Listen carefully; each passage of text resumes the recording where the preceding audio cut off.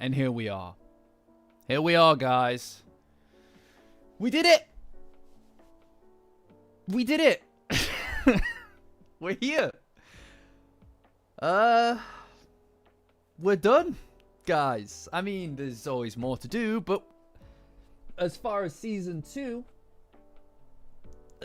we're done. And what a way. What a way to finish it. Oh my lord. Oh my lord. Guys, I personally am thrilled. I'm personally thrilled. You know, I was really worried. And I know a lot of people were. Hi, everybody. It's crazy to see chat popping off so much already. I mean, guys, come on. Look. We're all worried about what the ending was going to look like because of the fact that it ends on the kiss, right? We're all worried about that. I was worried about that as well. I think they were unfounded. I think that they were unfounded concerns. I'm very happy with where it ended. And, you know, we'll talk about that later. The exact specifications of exactly surrounding the nature of the kiss. All right? Hi, everybody. Hi, everybody. But I'm quite happy with it. You know, it's crazy because I was on Discord. Patreon link in the description. Join as a free member to get access to the Discord, guys. It's the best place on the internet for Dandadan, bar none. I was talking about the ending, right? I was talking about the ending and what I wanted the ending to look like in the Discord. And I don't know what to tell you.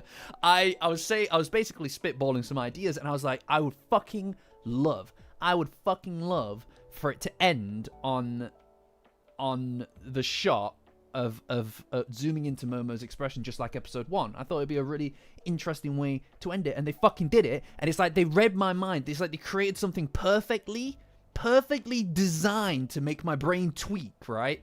It's fucking crazy. I was in shock. I was in awe at what I was seeing because of that. It was fucking amazing.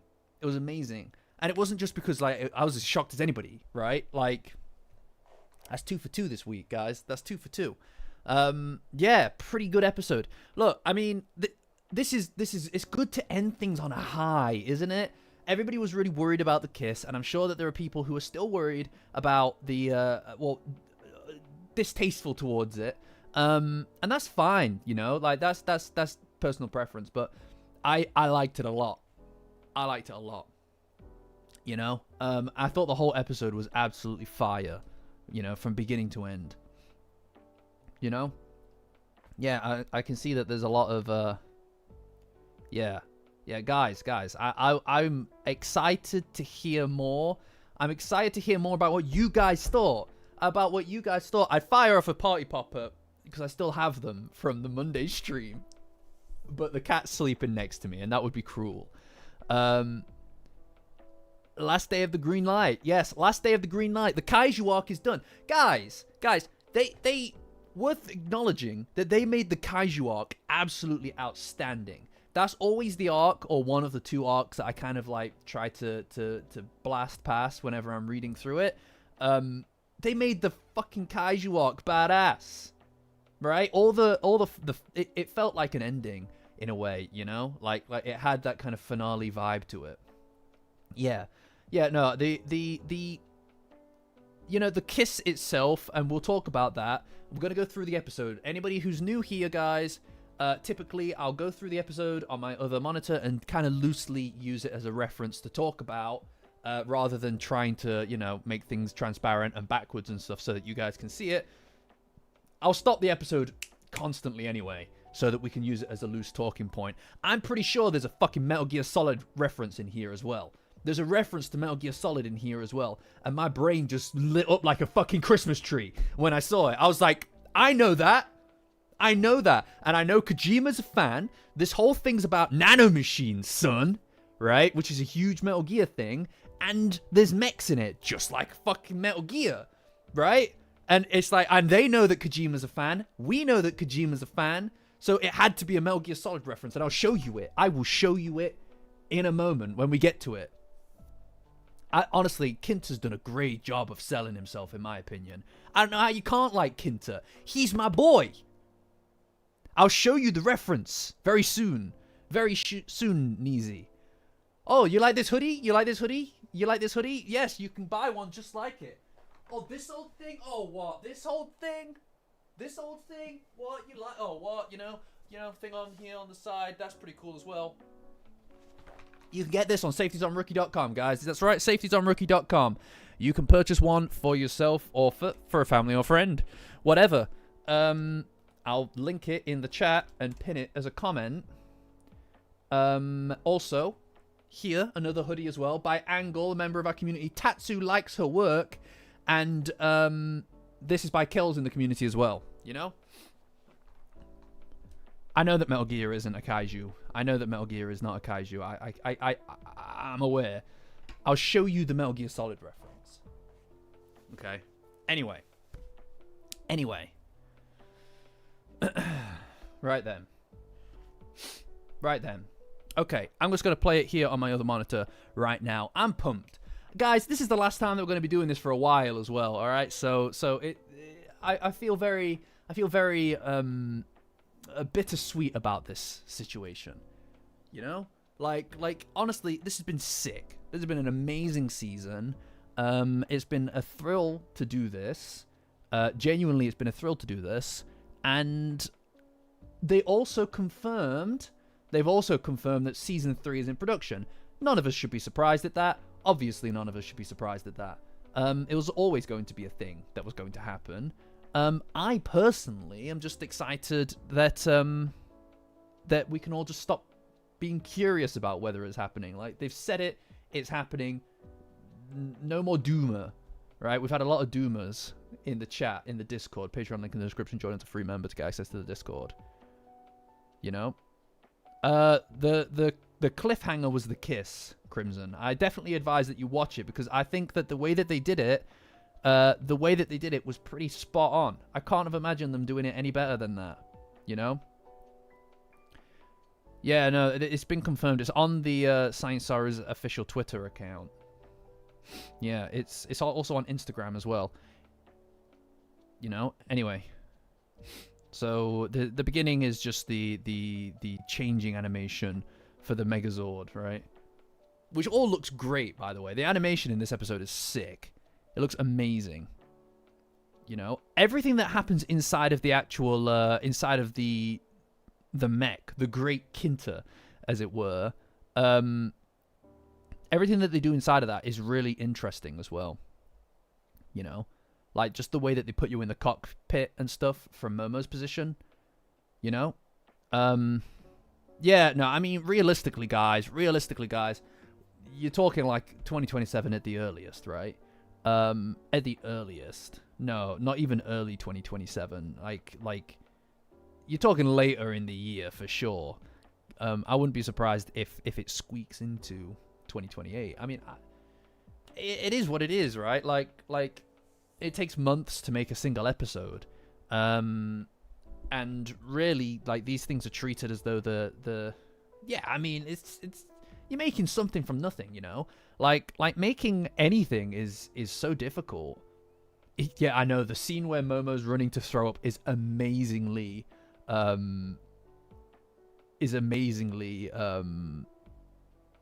you know, well animated, you know?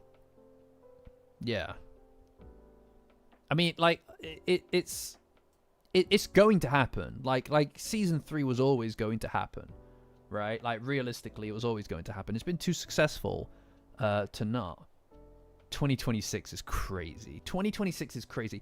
Even if the whole studio was working on it, 2026 would be fucking crazy. You know? No way. No way. Like, late 2027, maybe. All right? And that's fine. Look, guys, that's fine. That's fine. You know? Like it is what it is. You just wait for things. And they're good when you wait for them. They come out better. Right? Like, GTA 6 has been in production for 1,000 years. All right? Don't worry about it. Yeah. Like every single... Do you know what I mean? Like they're going to have to hire people as well. you know? Hi, Monado. Yeah, I mean, the next arc is probably going to be season 3, which will be another 12 episode season, and then season 4 will be another 12 episodes, which would likely cover the Danmara and the Ombudsman stuff, right? Yeah, Space Globalist retold. Yeah. That's gonna... The Space Globalist retold is yeah, I'm working on that, right? Yeah. Oh my god. It's fine. It's fine. Nah, it's fine. Yeah. No, I think the kiss is a perfectly valid place to end it, but we'll get to that. We'll get to that. You know? I mean, I'm not surprised. A lot of us thought that it would end on the kiss, and we were quite right. We were validated in that. We're validated in that. One thing that they've added into this, which is really cool, is that everything's kind of connected, right? Like all the little bits of the suit are connected via the like kind of like cable. Also, something really cool immediately from the get-go is everybody's like buttons. Look at them. Ida's button is a little love heart. I think that's just so like you've captured everybody's personalities with this so well, especially the evil eye and Ida's, right? What an unconventional... He does everything with his thumb. Have you noticed that, by the way? Have you noticed that? It's crazy. Like when he first meets Okrun or whatever, he does the point upside down as well. He's so extra. He's so extra in everything that he does. Yeah, exactly, Janny. Just the way everybody's pressing it is so them. Look at this. Ida's just like just a tiny little tap on a little love heart one. It's great. But this is it. Like you know what what's kind of I've always kind of like, and if you've watched the Evil Eye arc retold, you'll know that I view that as a very kind of like very much a bonding kind of arc for the group. For them, it's very much about connecting, right, and becoming a group, because it's the first time that they spent an extended amount of time together, right? They're living together for a while. The Evil Eye arc kind of had that vibe to it. The Kaiju arc, however, never really did. Like, not from my perspective, not in the same way. Like, you get to see them fight together and learn how to fight together, but the anime version of this has brought out the kinship between everybody so well. What it did is, it feels like the Evil Eye stuff set up the dynamics between the group, and now we're seeing them play out, right, in an actual action, in activity kind of sense, in a conflict kind of sense. And that's going to play really nicely into the next arc as well, which is obviously the biggest arc. Well, soon to be dethroned, but you know, like, yeah, I know exactly. Tell me about it, Toaster.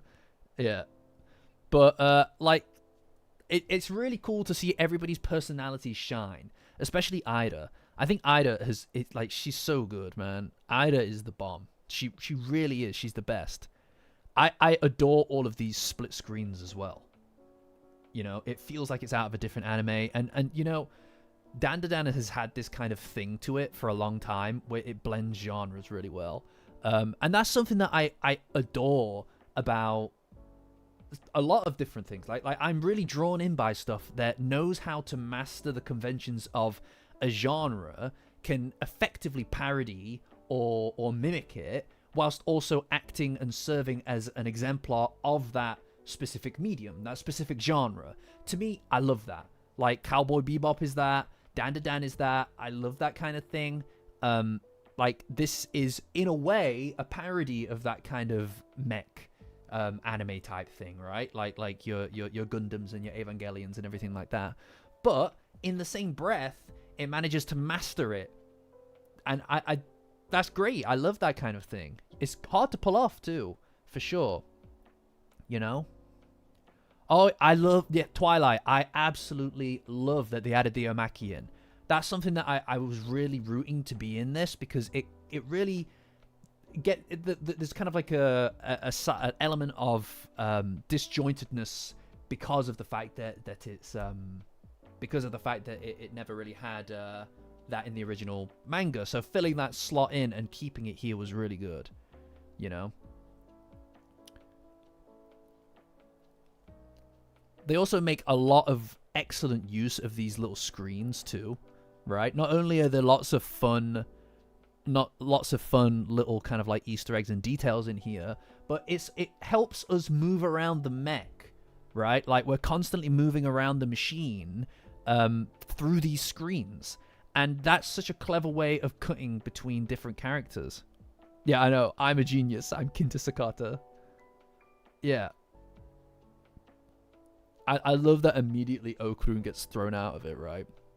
Also, I also love that the manual is just part of it. Like, how does that even work? Did he envision a manual? Like, he imagined a manual for the ship, essentially.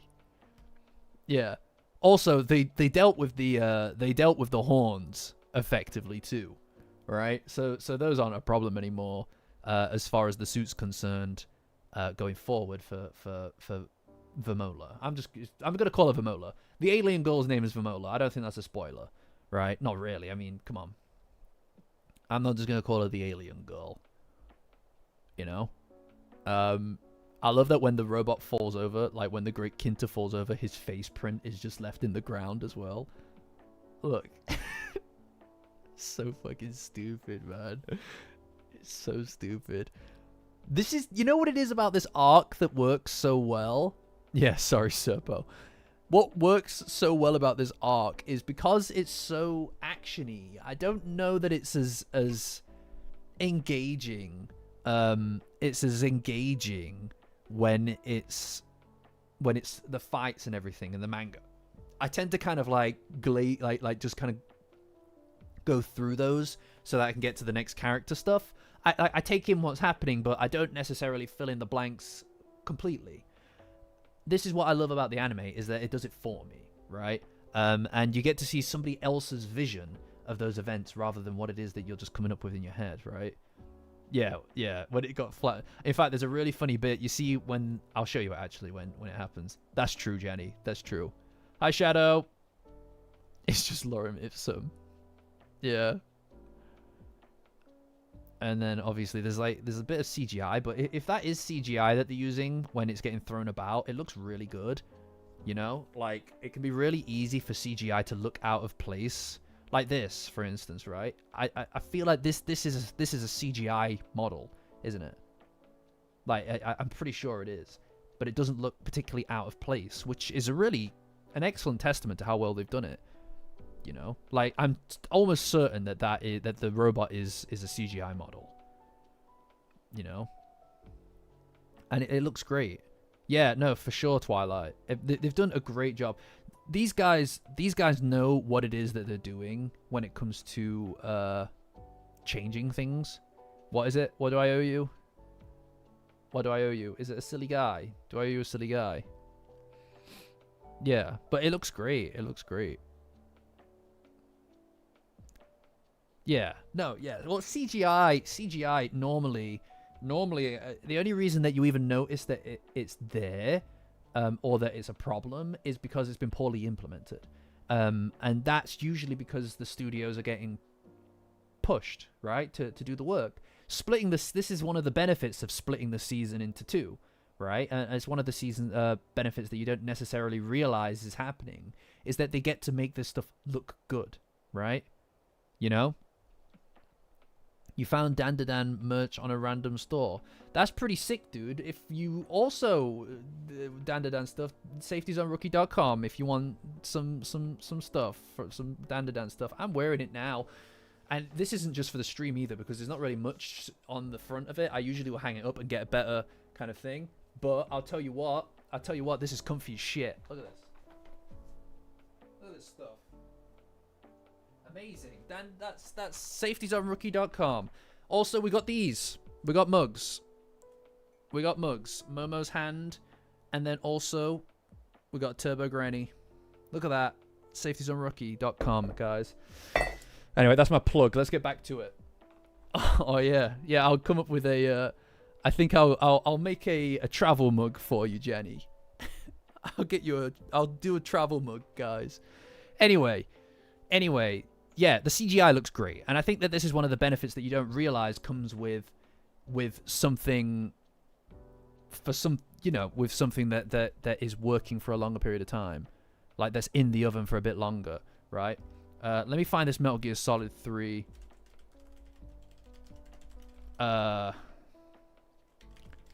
Metal Gear Solid 3 reference, because I'm almost certain that this is... Look, you have to think about the fact that this is... Oh, shit. Hold on. Hold on, gamers. Hold on, gamers. Firefox. That's the one. What's going on? There we go. I'll get it for you. Don't worry, guys. I'll get it for you. All right? I'm telling you. I'm certain that this is a reference to Metal Gear Solid. I'm telling you. Yeah, with the parachute. Has it been in a bunch of things?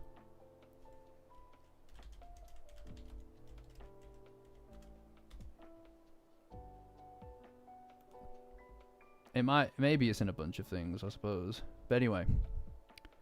Is it been in lots of things? Is that a thing? Because that's the only thing that my brain registers. It could be a matter of the Metal Gear Solid version of it being a reference in the first place, but it doesn't really matter to me, son. Anyway, let me show you. Right? No. Look. I'll show you. Right, so obviously Okarun's doing that thing where he's trying to untangle... I need to make it quick just because I don't want it to get, like, copyright struck. But he's doing that thing where he's trying to open his parachute, blah, blah, blah. And then he does a thing where he kind of, like... Hold on. And then he lands like that. And then head up, right? Now, obviously, this stance is in Metal Gear Solid 3, right? Like, this is a thing. Okay. Oh, hold on, guys. Yeah, so obviously he lands like this. Hold on, and then he shoots his head up as well. Wait for it. They do so many of the same shots. Look at that. Exact same shot. You know? And it's normally I would put this down to Coinky Dink, right? But it's so dramatic, isn't it? It's so dramatic. Normally, I'd put this down to Coinky Dink. And it might be a reference to a film because Kojima does love films. He's obsessed with films. But you've got nanomachines. You've got mechs. You know that Kojima absolutely adores... well, he loved Episode 7. He made a whole tweet about it, right? To me, that's my current thing until somebody delivers me with evidence to another conclusion. By all means, do that in the Discord. Patreon link in the description. Join as a free member, guys, to join the Discord. It's the best place on the internet for Dandadan, you know? But anyway, yeah, it's incredibly dramatic. Look, it's the exact same fucking thing. Look at him. Look at him. Come on. Hell no. Also, the bit where the evil eye breaks out of the ground.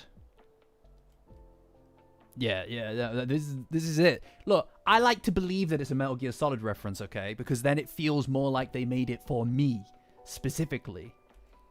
This is mine now. This is my thing now. It belongs to me.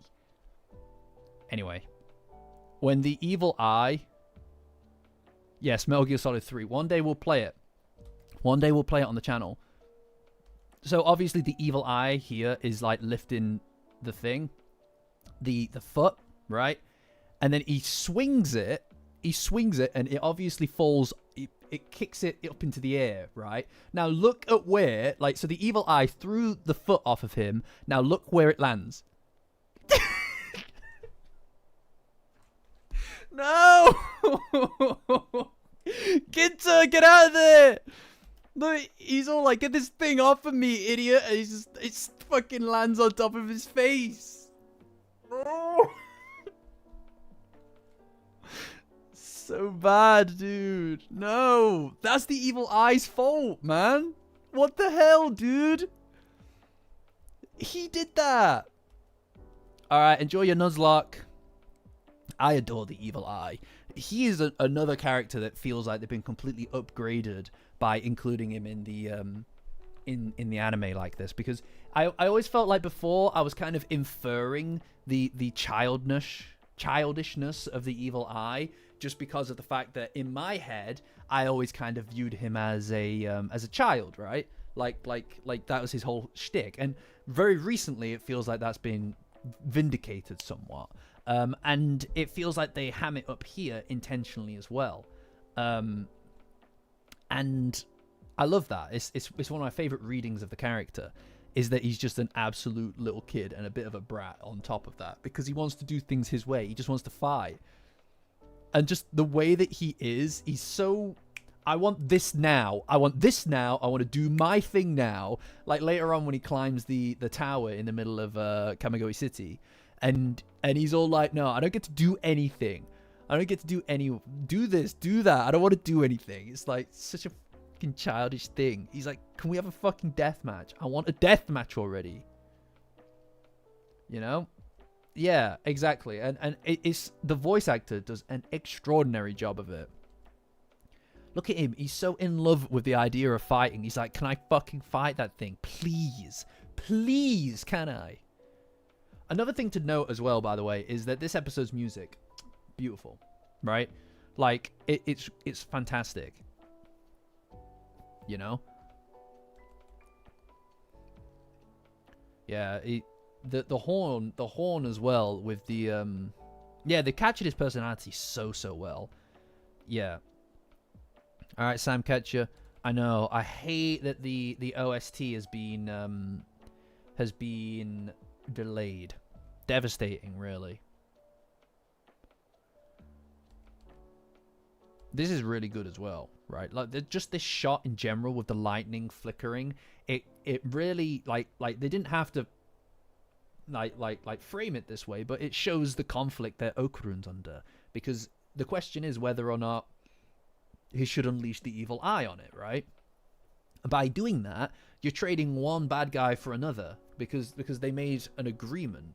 They made an agreement with the eye to only fight Okurun, right? And this situation immediately straight after that, and you can see the conflict, which is really nicely reflected in the background, right? Because of the way that the lightning flickers.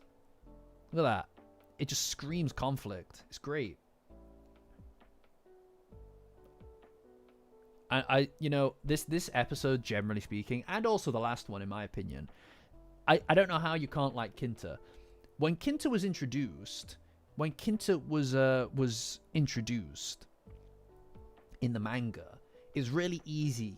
It was really easy to not like him, because he was kind of a side character. You got a little bit of insight into the kind of guy he is, but you didn't spend any time with him.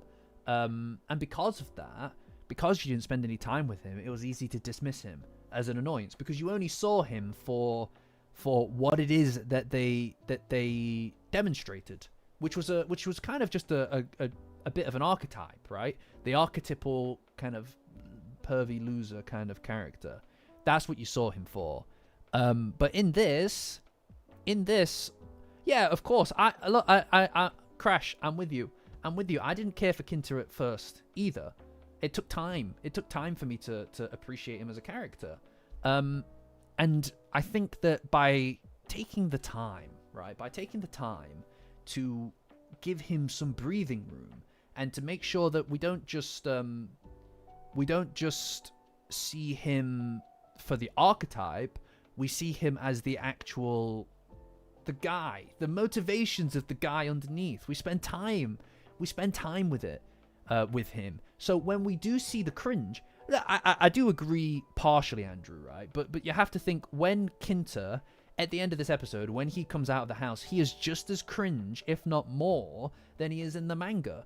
The only reason that you're able to accept that and move past that is because you've spent time getting to know him and getting to like him a little bit before all of the self-aggrandizing cringe comes out, right? And, you know, every single scene here provides us with a little bit more insight into the way that his mind works, and I think that's really interesting. And I also think that there is an element here of, because of where we're at in the manga, no spoilers, But because of the manga and all the progress that's been given to Kinta in the manga, that gets to, because the anime is being made now, we get to go backwards with that. We get to reverberate backwards because they know where the character is going. They're able to lay those seeds a little bit sooner in the anime, you know? That is very interesting, Viz, for sure. Yeah, I think that they make Kinta... Giving Kinta an actual full flashback here, I think is the right call. It's definitely the right call, you know? Because when he pulls together the robot, the great Kinta, right? It's kind of like, you know, it's pretty early, so you don't exactly know why it is that you should care about this guy or his robot obsession, right? No, this is the thing. Oil. This is the thing. No, we did get some backstory for Kinta in the manga at the same point in the Kaiju arc as we do here, but it's just a couple of panels, right? It's like a page max of him just kind of saying that he was bullied and people made fun of him for liking toys and stuff, and he was like, you know, what does it matter? What does it matter what he likes? He likes it because he likes it. What's wrong with that? And I agree. What's wrong with that? If you like stuff, like it, man. Life's too short to pretend that you can't like things that you do like just because... What? Because people don't like that you like that? Or that it isn't something that you should really be associated... I mean, we're watching, like an anime here. We talk about manga all the time. It's like, it's not real. None of it's real. But who cares, man? As long as nobody's getting hurt, who gives a shit? But anyway, so here, where he hangs up on Momo, actually, right? You see how he hangs up on Momo. This doesn't feel like it's just a get out of my way kind of thing. In this space, right? In this space, he needs to visualize being the robot. You just said that, right? He needs to visualize being the robot. But to do that, you've got to be able to think about... You can't... You have to believe it. You have to envision it. You need the space to imagine. If somebody's yapping in your ear and shouting at you about making yourself conscious on top of it, it just doesn't really work, right? You need to have that space to kind of be in the role, because what makes Kinta unique versus the other characters in this, and the reason that he is able to do this where other people can't, is not just because he wants to imagine something for the robot. He is the robot. In his mind, he is the robot. It is him. He is fully, completely in sync with it. And we see... Yeah, he doesn't have delusions of grandeur. He is that grand. Exactly. And we see some of this stuff in the way that they shoot some of these scenes later on, and I'll show you when we get to it. And the fact that this room is also darkened, right, to me also screams that it's almost like he wants to block out the world so that in this little area, in this space, he can encase himself and just believe that he is the robot. It's like playing a video game in a way, really getting engaged. Like, do you guys ever play like an RPG or something like that, right? And you're playing as a character, or you're the character in the game, and you want to make decisions. You want to make choices in the game, but to do that, to really get connected with the story and the characters, you've got to put yourself in... You've got to role play, man. You've got to be the person in the game, or else all the decisions are just being made by your character. Or I'm making game decisions. You can't get really properly invested in the story unless you invest yourself in it, right? And if you don't do it, you're missing out. I'm telling you. If you're playing a game, like you're playing The Witcher or something, and you're doing a plot line, let yourself really just be immersed in it. It's a completely different experience. And that's what he does, you know? I don't know how they made fun of him when they were sharing a bike, by the way. I don't know how you can double team on a bike and still be making fun of the guy. Yeah, it was a perfect send-off, Nuptup. Totally agree with you. I like saying your name, by the way, Nuptup. This shot as well. Look how cool he is! Look how cool he is! No, I know it was, but this is it. Like it's still really cringe. He's just like, you know what I mean? Oh, the intro. I love the intro. I love the intro. It's so good. I'm gonna miss this, man. Oh man. Oh, I don't know, guys. I don't know, guys. I'm gonna miss this. Look at this. This is. You know, this has been so fun. Look, also another thing that we're going to be doing very, very soon, no doubt, in the Discord, Patreon link in the description, join as a free member, is we're probably going to be doing watch parties from the beginning very soon. Probably weekly watch parties for the content. Don't worry about it, Nuptup. I've got ideas, my dude. We've got, next week, we're going to do a one last wrap-up of the season. We're going to do one last wrap-up of the season. And we're going to finish tier listing the episodes. We're going to tier list all of the season 2 episodes, which will be difficult because they're fucking bangers. And then after that, I've got plans for this space, just so that we can kind of all continue doing stuff each week. I will unveil those next week. But yeah, I mean, look, there'll be other anime that come around. I mean, I'm going to be looking at that as well. But this has been special. This has been really special. Dandadan is very special, you know? Yeah. This is an excellent thing. No, season 3 is going to be amazing. I'm so excited for it. I mean, we've just finished season 2, and I can only imagine how the run-up to... Look, the channel's been here for a small amount of time, really. In the grand scheme of things, really, I've been making content since last November, I believe, or maybe October, and then also like these streams and things like that. I've been doing them since like February. The Discord, Patreon link in the description. Join as a free member to get access to the Discord. Best place on the internet for Dandadan. I've been doing the Discord stuff and the streams and stuff since like February. That's not a very long amount of time. I really hope that we're all still doing this when season 3 rolls around, guys. I'm excited for that. You know? Genuinely. Yeah, let's not talk about the manga, though. But yeah, no, I adore the last shot of this. I adore this, like, oh my god, damn. I love the last shot of this episode. Like, I love it. This is it. Like, next season, guys, it's going to be amazing. It's going to be so good. We need to be in it for this. I've adored this season so much.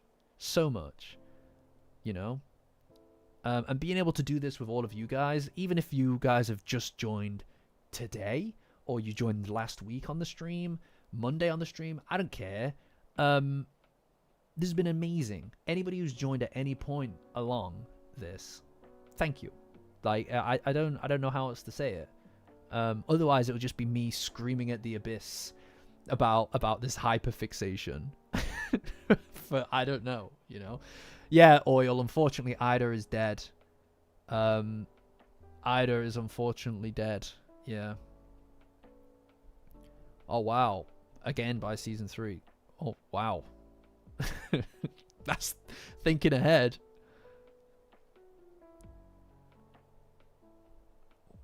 Fuck. I also love that the kaiju uses its tail so much. Yeah, now Ida is very sad, but Ida is dead. It's very sad. I liked her a lot. I did, but you know, it's a shame. It's a shame what happened to her, really. Yeah, it's a shame what happened to Ida. Oh, thanks, Eric. Good to see you, dude. Thank you so much. That is incredible. Thank you. That's very kind of you, my dude. I appreciate it. Amazing. Ida memorial video. We'll see.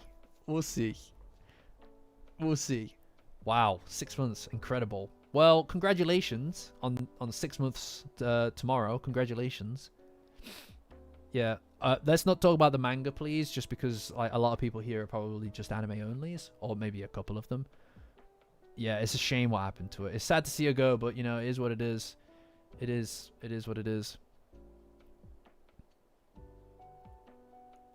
Yeah, they make a lot of use out of the addition of the laser. This is also sick. This is also sick. Look at that. God damn, the lighting is beautiful. The green is so goddamn good, man. So good. Brandon Monardo sitting in a tree. Hee hee.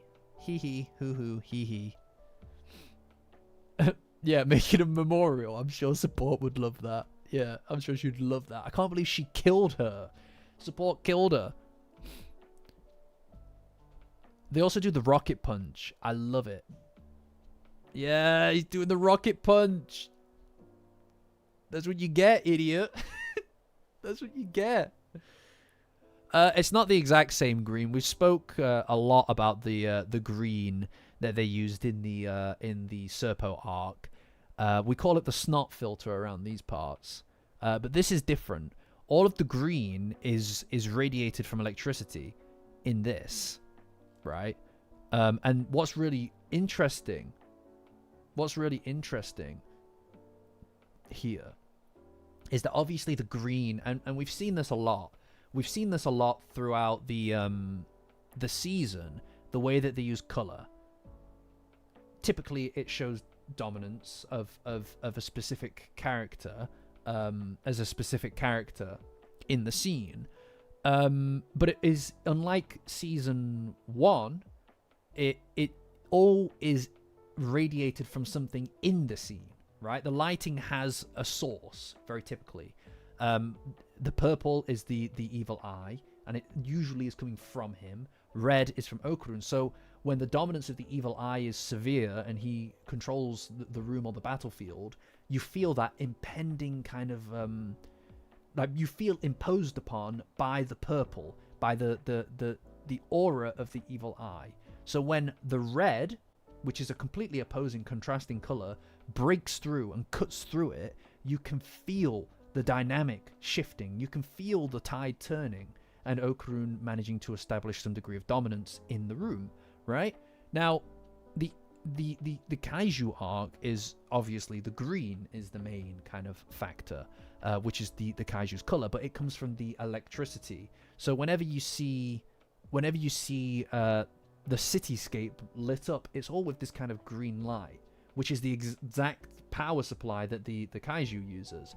So when the Kaiju draws power out from its surroundings and the green goes out around it, you can tell that that's where the power's coming from.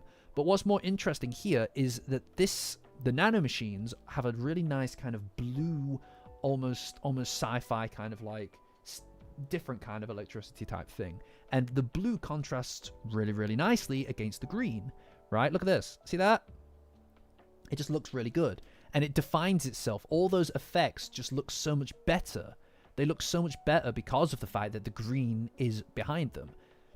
And you'll know as well, that because of the fact that it's like electricity from the cityscape, there's an almost kind of like a light pollution, kind of element to it. So the green is very much located and restricted to the ground, which contrasts really nicely against the black sky, right? So it just carries that kind of contrast really nicely, a kind of gradient almost, rather than just flat on slapping an overlay over the top of everything. You have a lot of really interesting things happening all at once, right? Like this to me screams light pollution, which makes sense because power, electricity, lights, all of that stuff is what the Kaiju runs on, right? And so when you see this blue, it just really nicely contrasts and stands out against everything around it, you know? It's really great. Love it. Absolutely love it.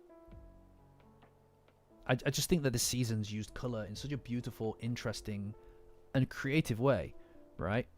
Like here, for instance, right? You can see all the lights in the house. They're all green. Even this thing is green because they're just power. They're the same power supply, the same kind of power that the Kaiju is using, which creates almost like a lens flare kind of type element to it, which feels like a really old-fashioned sci-fi film, right? Like a monster movie kind of thing. Like it's on film. And the way that the yellow as well has this kind of like almost hue around it, like a blur that radiates out from it, also really cuts through nicely against that green. I mean, look at it. Look at that. Look, as they hit through these electrical pylons and stuff, more green and stuff comes out of it as well. It looks great. It looks really cool. And there's so much... Oh, man. It's really good. Like, I wish I had done a video on the colors and stuff in this season, just because it's something that I feel really engaged with. I just feel like a lot of anime doesn't make choices like this very frequently, you know? But, yeah. 420 encounters. That's sick. Good for you, Twilight. Here it is. Still could. That's true. Although I did see that somebody else made a video on colors in Dandadan, so I'd feel a bit weird just jumping on that afterwards. Like, you know what I mean? I don't want to look like I'm that guy, you know. I do have an idea for a video that I'm kind of working my way through. It hit me today, but I'm not sure if I'm going to do it. Right, so Kinta's backstory, you know? Yeah, of course. Yeah, we'll talk about the manga on a Monday, Akira. We talk about the manga on a Monday. I'm going to try and keep this manga free for the most part, just because I don't want to spoil it for anime onlys. But yeah, so you know, like, look at him. A guy just likes his Optimus Primes, right? Like, guy just likes his Gundams. Who cares, dude? Who gives a shit? But like, people just talking shit about him, calling him gross and stuff. What do you want? What are you doing?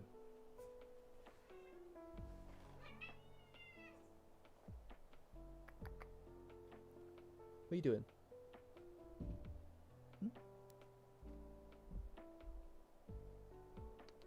Okay. Off you go.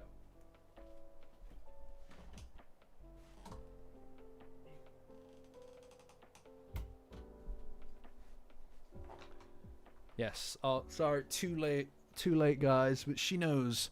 She knows. Don't worry, guys. She knows. Anyway, where were we? I swear to God, I don't get as much love as the cat. How crazy is that, guys? How crazy is that? Alright, catch you, Alejandro. My bad. But yeah, guy just loves his Gundams, his Dundams. You know? And everyone's calling him gross and stuff. It's like, oh, man, people are so mean. Mind your own business. Do you know what I mean? Mind your own fucking business, guy. You know? No jellies, please. Alright, Alex is fine. No worries, dude. Alright, catch ya. Here he is. Public enemy number one. Public enemy number one. I hate this guy. He's the worst. Oh, he's the worst guy. He's the worst guy around, man. He's the worst. Adding him in. Alright, catch it, Andrew. Thank you for joining. Adding him into the series now. Brilliant move. Because it adds weight to later things, obviously. Right? It also adds more weight to how much of a fucking dickhead this guy is. This guy is such a dickhead.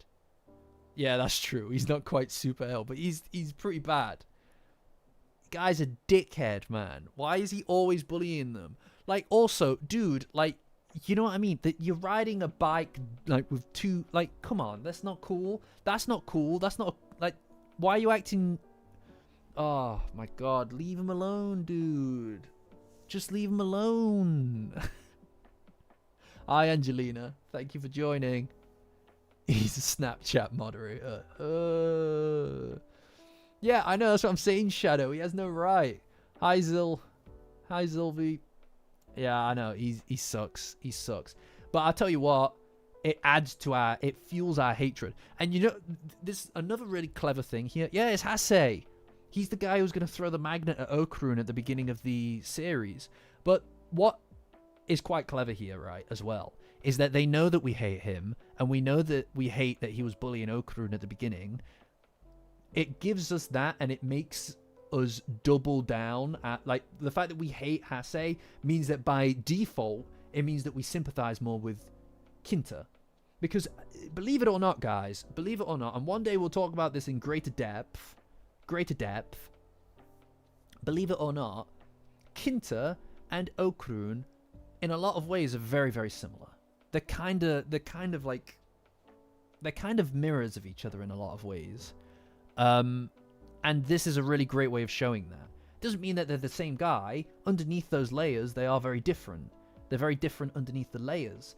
But the situation that they're in, it's very similar. It's just how they tackle it that's very different. You know, they're both very invisible. They're very invisible people. And getting bullied by the same guy. By the same fucking dickhead.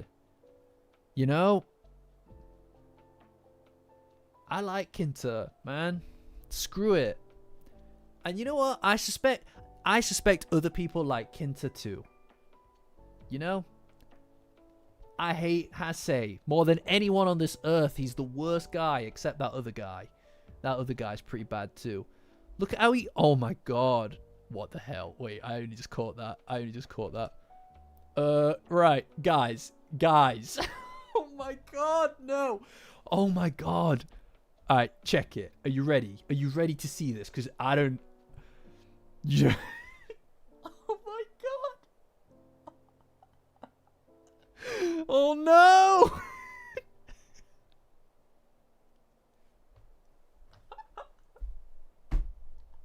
Bro, his ass is right up in his face. Is that how they fucking cycle? Is that how he cycled around? Or how is he bullying anyone? How is he bullying anyone when he's throwing it back like that in his boy's face? Bruh, no. Why are you riding around with Hase when you can fucking taste what you had for dinner yesterday, bro?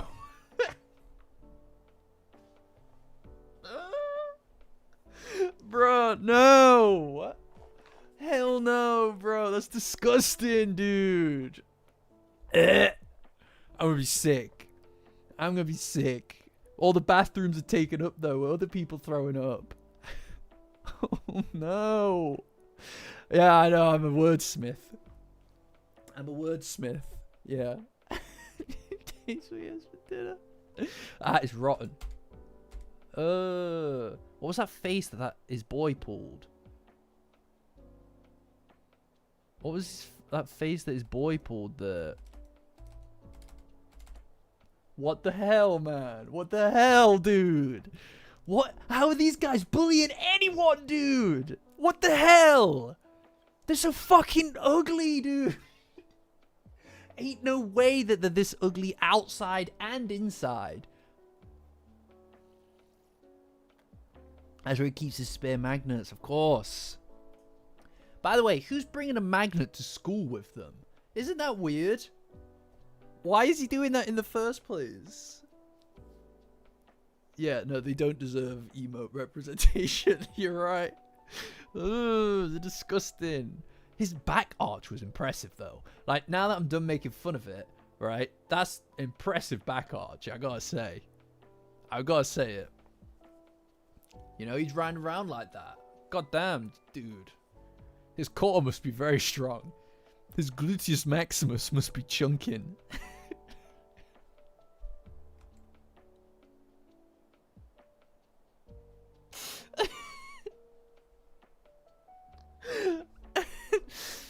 Oh, sorry.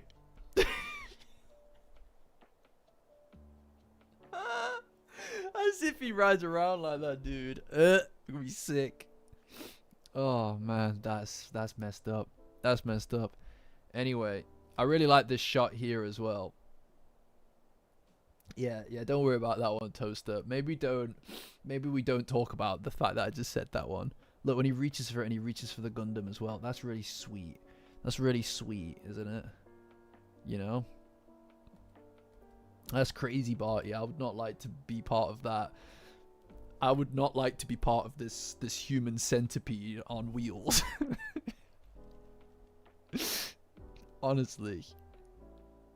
Yeah, that cut is really nice because it what it does is it doesn't what's really nice about that shot actually, especially the way that it cuts, is that it doesn't need to tell us that, oh, this is like then.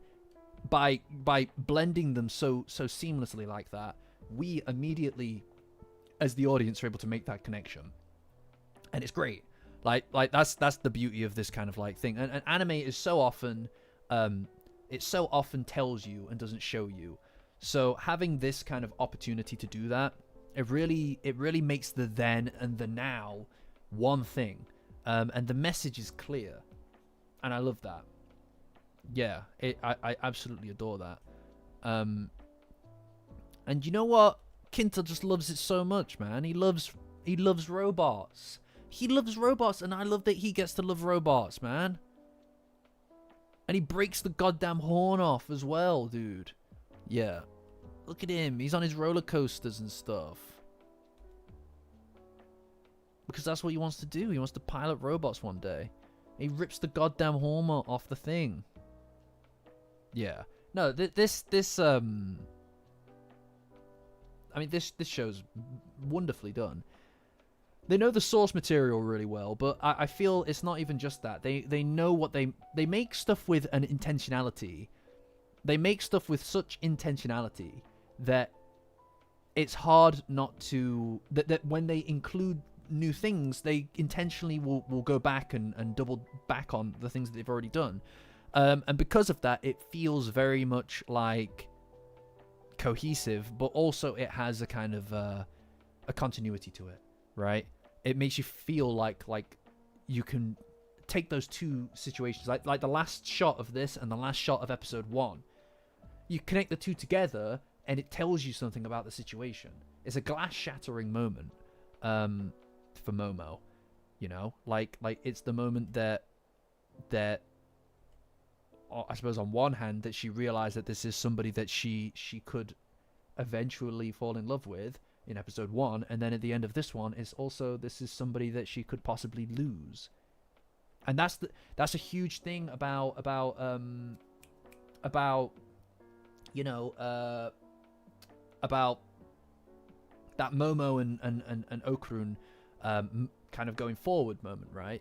Is that they don't move, they don't act on their emotions necessarily. They just kind of let it slide by in a lot of ways. They've hit a bit of a barrier, and because of that, this time's ticking. You know, we've established in this arc that Okurun's desirable. Hi Kepler, episode is very good.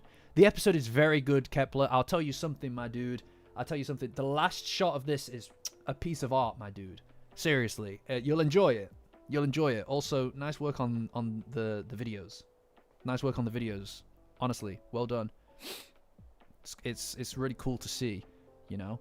Like, it's nice to be able to kind of, like, be the viewer instead, you know? But, yeah. I also like that they take as much time as they do to blend back to what Okurun and the Eye are up to as well, you know? It makes the whole thing feel like really nicely cut up, like there's a continuity to everything that's happening, rather than just cutting between people. In fact, there's a yeah, the Omaki content is in this. I'm so glad that they put it in. I'm so glad that they put the Omaki stuff in, for sure. You know, here's a really good shot, right? When you see this, shot, it looks like and feels like we're looking through the visor of the robot, right? And it very well could be the case, right? But in the very next shot, we see that it's Kinta's glasses that are broken.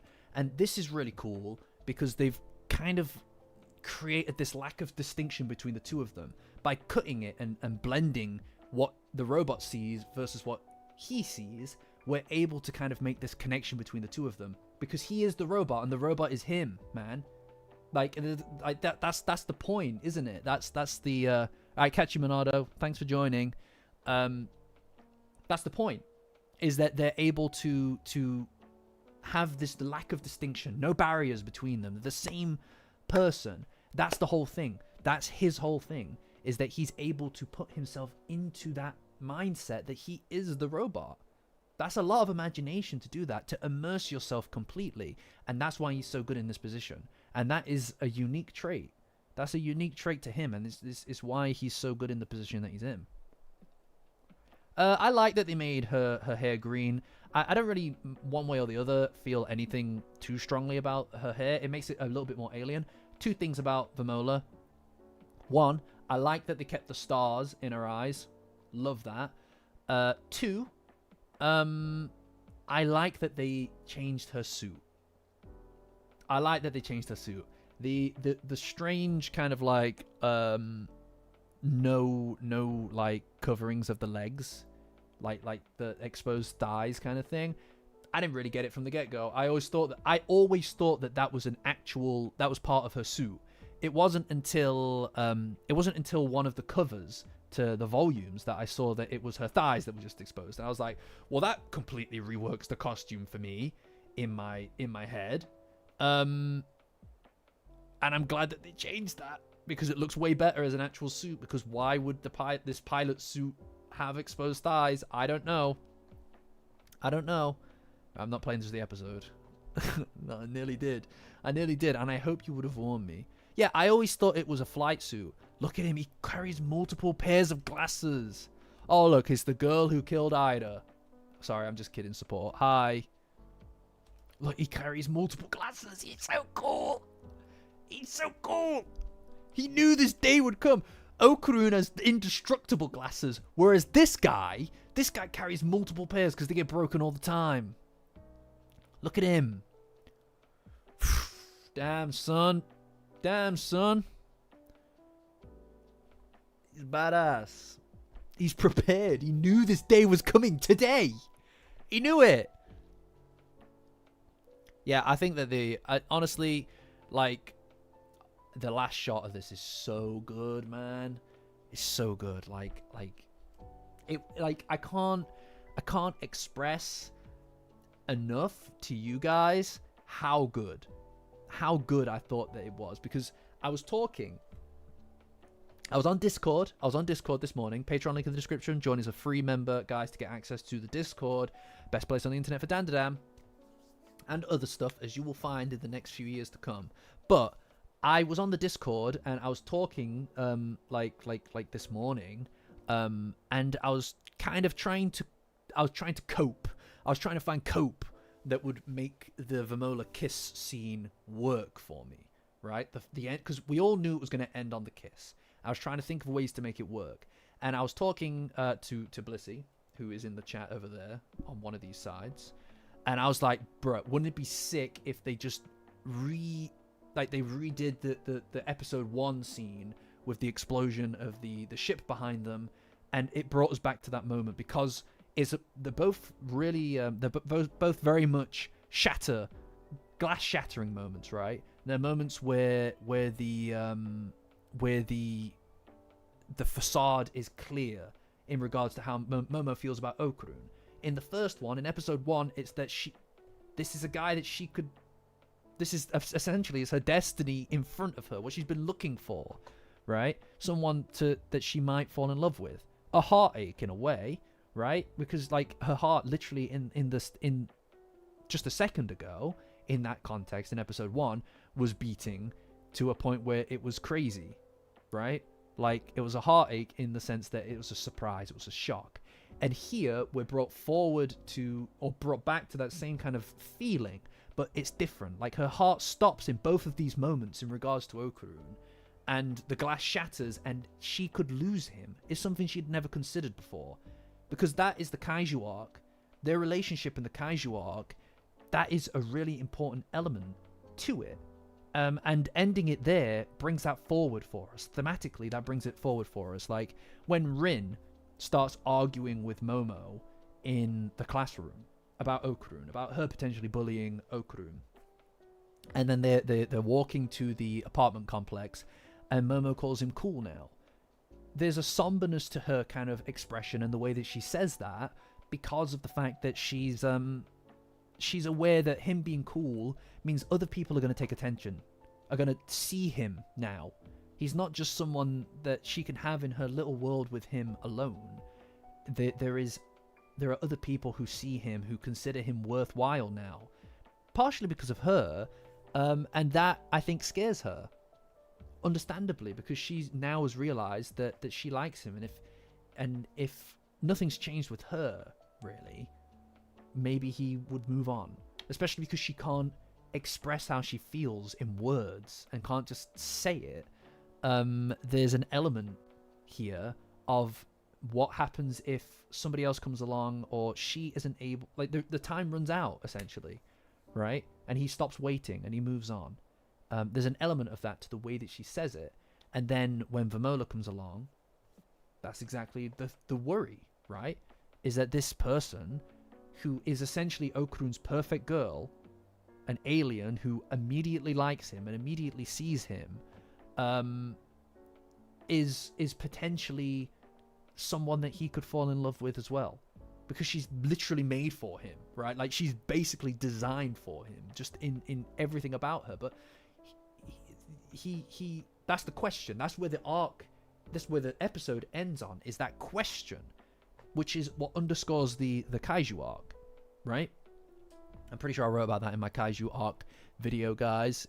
Kaiju arc retold. Go watch it if you like. If you like. Or maybe you've already watched it. You probably have, or you wouldn't be here. I don't know that there are many people who come here for the streams and not for the video content. So it wouldn't even work. But yeah. Anyway. Yeah. I mean, they've really enhanced the kaiju arc here for me. Like, they've padded it out, but like in a way where it feels like I'm kind of all about it. Honestly, I'm kind of all about the changes that they've made.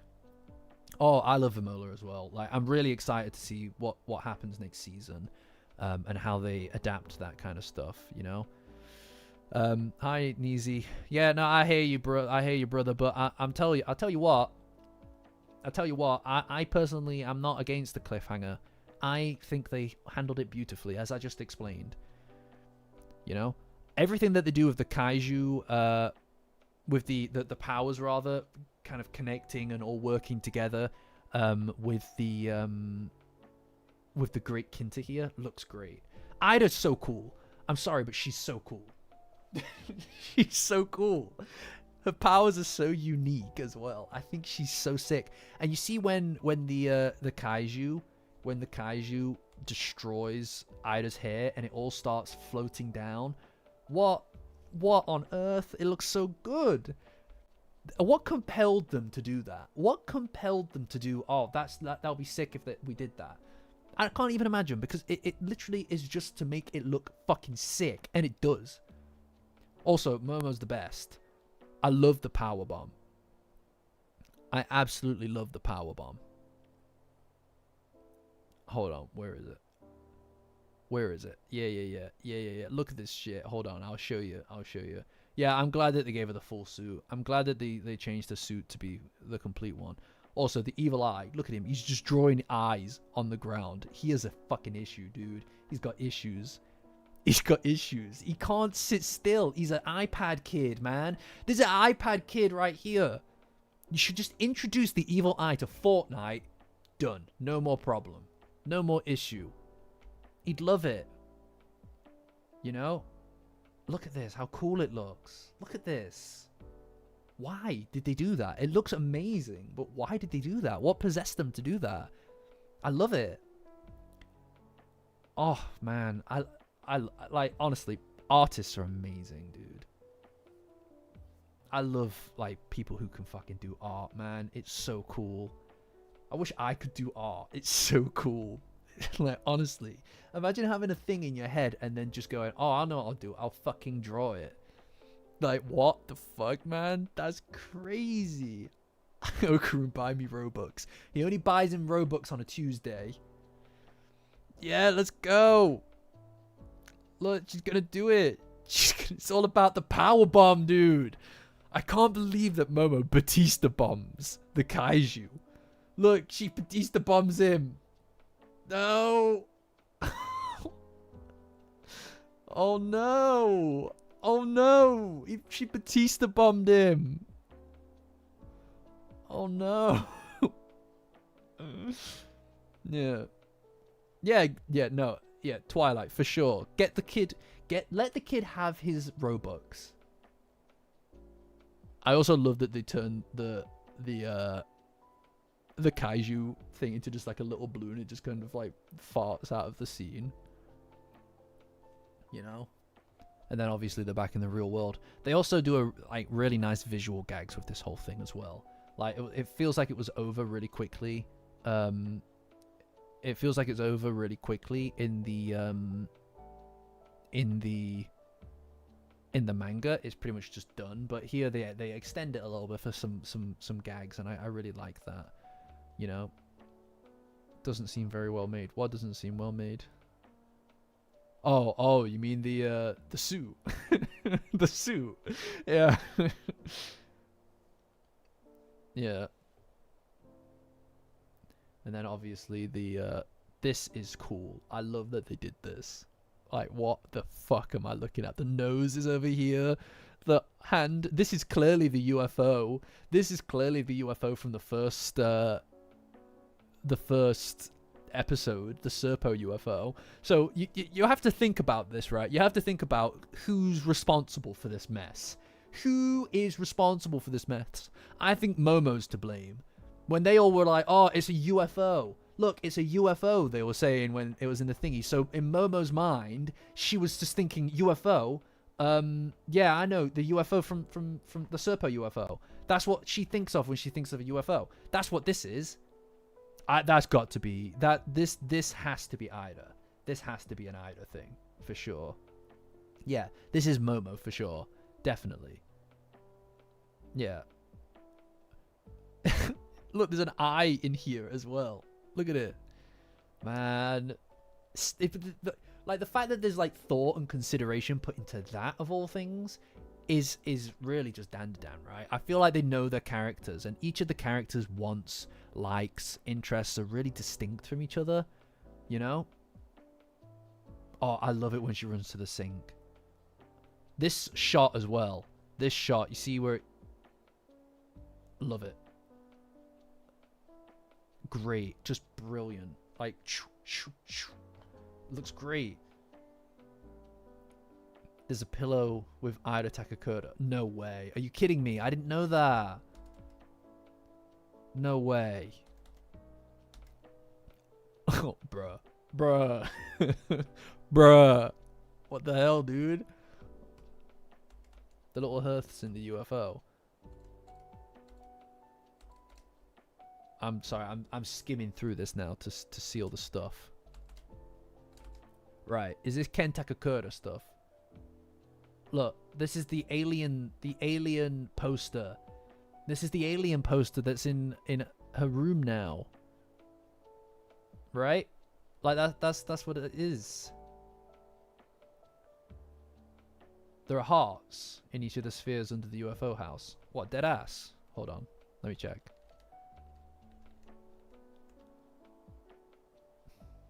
The what?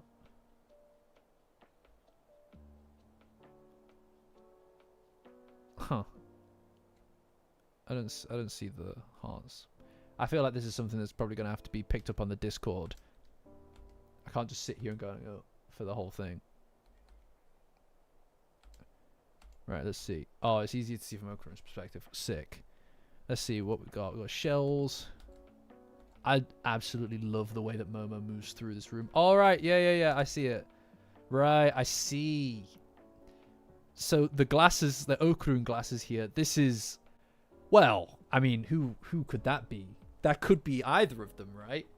This is Ida. This is Ida, but this one holding the glasses here. That's how he holds them.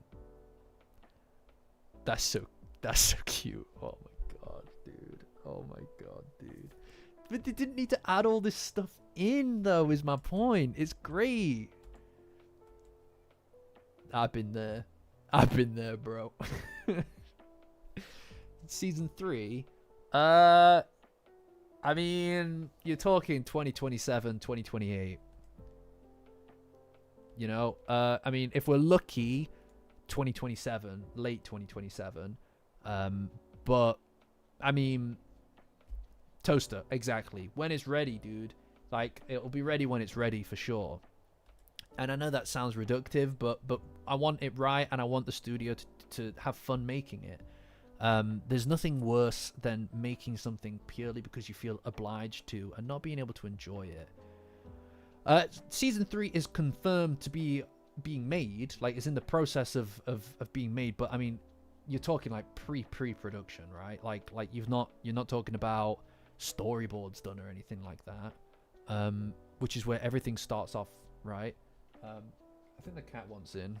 Oh, you get in. Come here, you. Join up. Join up, please. Come on, sweetheart. Oh, Sky. Mwah. What's up? Go on then, you little misery. Go on. Yeah. She's got hair all over me. I'm streaming. Okay, sweetheart. Come on. Anyway, sorry if you can hear her meowing. Anyway, yes, her name's Sky.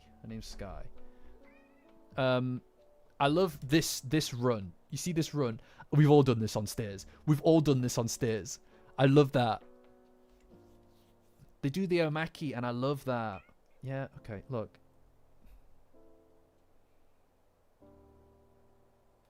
You behave? You got your camera time.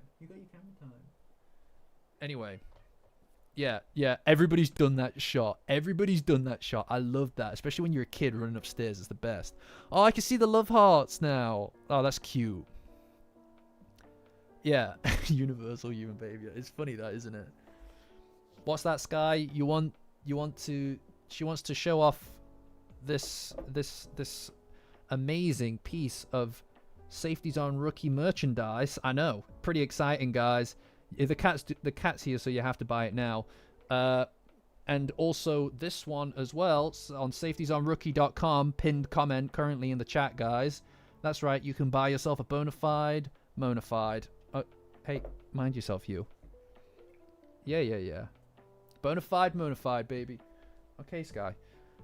Anyway, I'm glad that they included the omaki here because it really adds to the scene. The continuity of events in the episode, you know. Yeah, and when she squeezes the thing, it takes the shape of a heart, obviously, because it's like her heart is bursting in that scene. And it's a moment that her heart essentially stops, right? It freezes for a second. I know, more Evil Eye shenanigans. They've gone full in with the Evil Eye in this, and I think that is for the better. The reading that you take away of the Evil Eye is so much more cohesive here. Like it feels like, yeah, this is just a kid, rather than having to infer it. He's like, I can't do this, I can't do that, I can't do anything, so I'm just gonna climb up this stupid fucking wall, and I'm not coming back down. Look.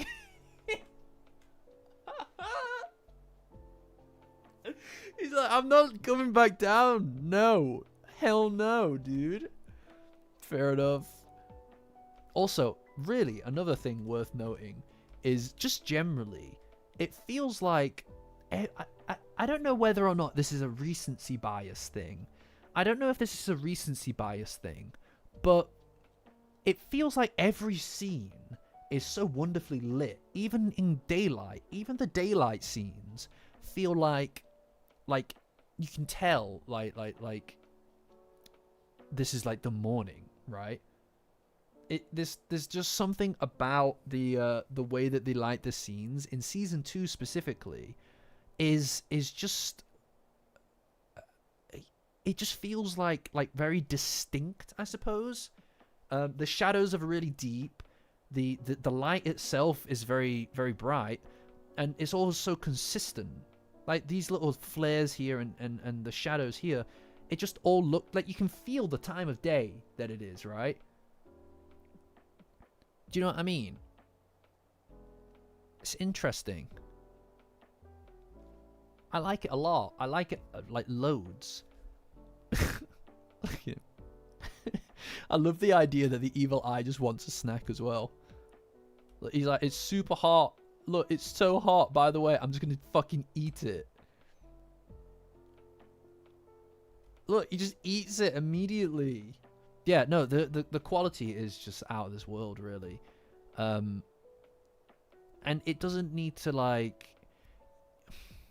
I don't know how to describe it. I'm not an expert when it comes to anime and stuff, right?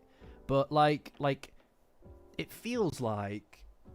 What's an example? A Demon Slayer, right? Demon Slayer has this kind of almost feel to it, where the background and the characters and the foreground are very sectioned off from each other. Like, they're quite separated. And because of that, it can kind of feel like there are two different layers happening, or a few different layers, and all of the effects they're very flashy and they look great, but they jump out of the screen in a way where it almost feels like I'm watching a 3D movie. Do you know what I mean? Like I'm watching something in 3D mode. I have these all the time at my desk, just in case I need them. But it kind of feels like you're watching something like that. But Dandadan, they feel like they're part of the world. Everything feels really cohesive. And there's always stuff happening in the background as well. You know? I don't know. Does that make sense? Does any of that make sense? I'm not like any kind of anime expert. Yeah, like there is something about Dandadan that feels very immersive to watch. What's the matter? Why are you meowing? What are you doing in the corner over there? I don't know what she's doing in the corner over there. I don't know. Okay. Anyway. She just screeches at me because she wants stuff. Cat spotted, quite right. But, yeah, so they're running away from that guy. They want to try to eat the kaiju, which is kind of messed up. I adore this as well, where they're like, we did it! Yeah! Like, yeah, we did it! Yeah, this is the best day ever! That is so goddamn cute. Look at them. They did it! I'm so proud of them. Look at how good this looks, by the way. Oh. God. Damn, son. This whole thing looks so good. Alright. The boys are back in town. The boys are back in town. The boys are back in town. Alright, thank you, Toaster. Thank you, Toaster. Yeah, was the kaiju suit's color red before? Like the lines on the face? I swear it was like... Maybe. They definitely leaned into the green here. Yeah, it's definitely like a complete... I love this as well. Like, this is the door says bathroom on it. Yeah, I thought it was red as well. They've changed it. Green is the color of the kaiju now. Yeah. Look, it's the bathroom door. It's completely wrong. The house is completely wrong. He's like, you guys suck. You see this stuff that Kinta's doing right now, right? You see this bit what he's doing here, and he's all like, I'm kind of the best guy ever. All right, it's funny because of the amount of flair that goes behind it, needlessly for that matter, but also because we've spent time understanding him a bit, and I think we've gotten a better idea. Also, wow, what a leg lift! I mean, bro, that is impressive. That is fundamentally impressive. But because we've spent time doing that, like getting to know him, getting under his kind of into his mind, I think that there is an element of it doesn't come across as super annoying, right? Yeah, these guys are already jacked. Also, what is Gigi's deal? What is Gigi's deal, by the way, right? It's like... Also, these guys have chemistry, by the way. These three have chemistry. I don't care. They just have chemistry. They feel like a little group. He looks like Ed. He looks just like Ed. You're right. He looks like Radical Edward. You're right. Oh, no. These are the boys. These are the boys. The boys are back in town. Boys are back in town. Hell yeah. Look at them. They're having a great time over there. Yeah. Yeah. This whole scene's really fun. But this is what I mean, though, about the chemistry element to it, right? You know? This is what it means. You know what I mean? Like spending this extra time for everybody to just interact is something that I really enjoy about this whole period of time in Dandadan. Oh, hell yeah. Chicken tikka masala. National dish of the UK right there. But I really do enjoy the this kind of thing. Oh wow, thank you, many thanks. Huh? Many thanks. Thank you. No, genuinely, that means a lot to me. Thank you very much. Yeah. I don't know how to respond. I can give you a silly guy for that. Do you want a silly guy? I'll give you a silly guy for it. You ready? Are you watching? There you go. There's your silly guy. Thank you very much. Anyway, and there it is. Here's the scene, guys. It's on its way. It's on its way, guys. Thank you for the donation. Genuinely, that means so much to me. I don't know how to react to them. I'm always like, oh my god, really? Oh my god, what? Oh, me? No? Oh, man. This scene. You know what it is? You know what this scene's about, by the way? This scene, it kind of feels like it's also made for the manga watchers in a way. Right? Like, you know how they kind of faked out with the soy sauce way back when? What are you doing? Go into your cat bed. Here. Bed. Good girl. There you go. No, I think $10 is a silly guy. I think. I don't remember. I'll need to write these things down, guys, alright? I don't remember, okay? I don't remember. All I know is that people want me to throw it back, and I won't do it for any less than £1,000. And even then, no promises. Anyway, it feels like this scene is partially made for the manga watchers, because this is like a build-up, right? This is a build-up. It's like, you know what's coming, I know what's coming, and we're going to do this really slowly. And there she is. Look, so, number one, they fixed her suit. They fixed her suit, and that's really important. Because it looks way better like this. I don't know what 10 silly guy, 20 unknown, 30 moe. Thank you, Blissy. Thank you. Also, thank you, Tarantado. I'm not throwing it back. That is so unreasonable already. It is something I'm not gonna do. That's why it's so high up on the price list. Make it reasonable. There she is. Yeah, pink was an interesting choice, I guess. Look, there she is. Her hair's green. Her hair's green now. I like that they made her hair green, to be honest. Her little things light up. Aw, look at her. She's so cute. Nah, they've done a good job. She's an alien, you know? Here it is, another Okarun's glasses reflection moment, right? Now, it's worth acknowledging that this reflection thing, I believe, is exclusively something that is Momo related up until now. Momo and Ida, right? And then also Gigi. So it is very much entwined. Is very much entwined with love triangles, right? Like he saw Ida and Momo through them when they're first having like the Akura dinner, and then also Gigi and Momo through them. So it's very much all tied up in love triangles. This kind of imagery, the reflection of the glasses, right? And for Okarun, I think that this is a yeah. It was exactly. He did that as well when he was watching Momo and oh yeah, and the fist as well. Yeah. I mean, it's a deeply Okarun thing, right? Like for Okurun, like this shot specifically is a deeply Okurun thing. It's almost like we're seeing, this is him seeing her, and on some level, I think that he likes her a lot, right?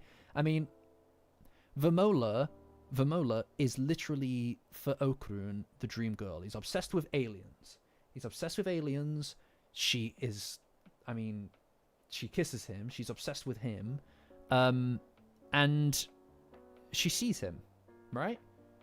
And if this were Okurun at the beginning of Dandadan, I think that this is it sorted for him, right? This is the kind of thing that you'd have looked for. Now the question is, and this is why ending it on this point is so important, in my opinion, is because is he still that guy?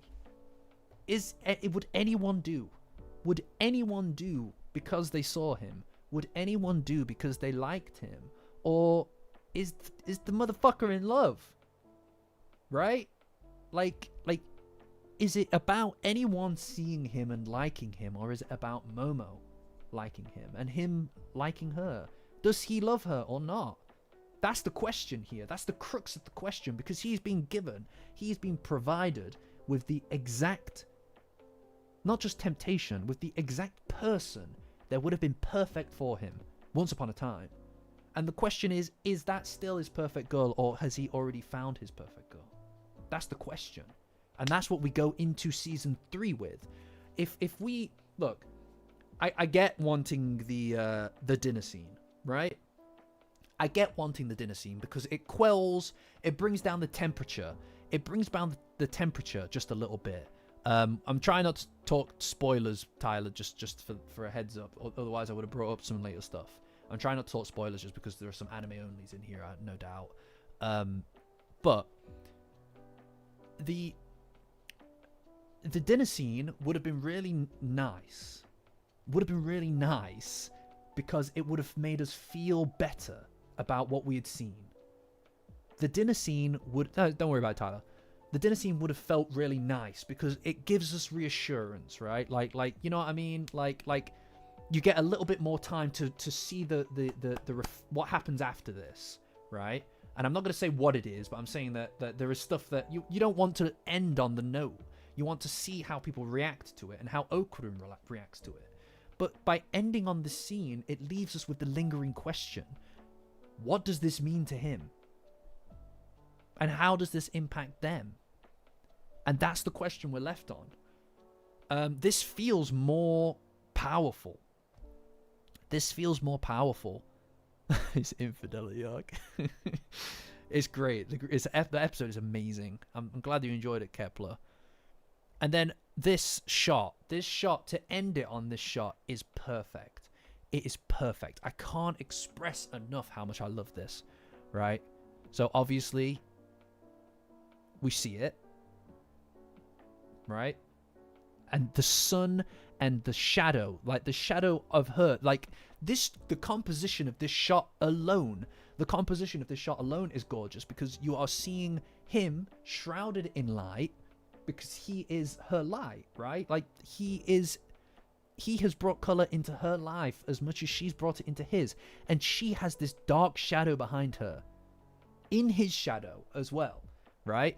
Not only are their shadows blended here, but she's a dark spot in this world of light for him, for her.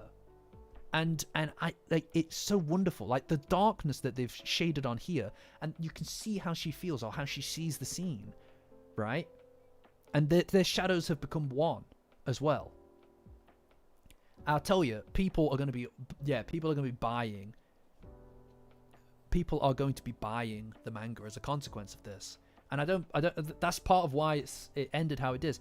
And now you see here as well, she's holding the thing, it turns into a heart, and just like that first scene, in episode 1, right?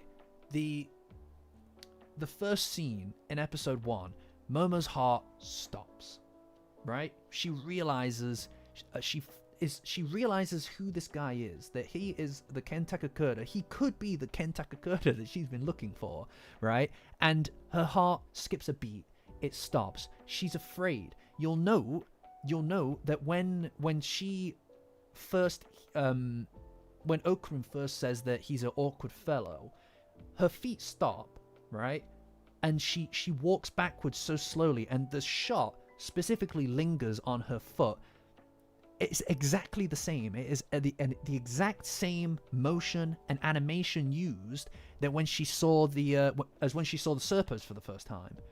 She stopped, froze, and slowly trailed back. It's the identical shot. It's literally a shot that has been used twice in that episode because she's afraid.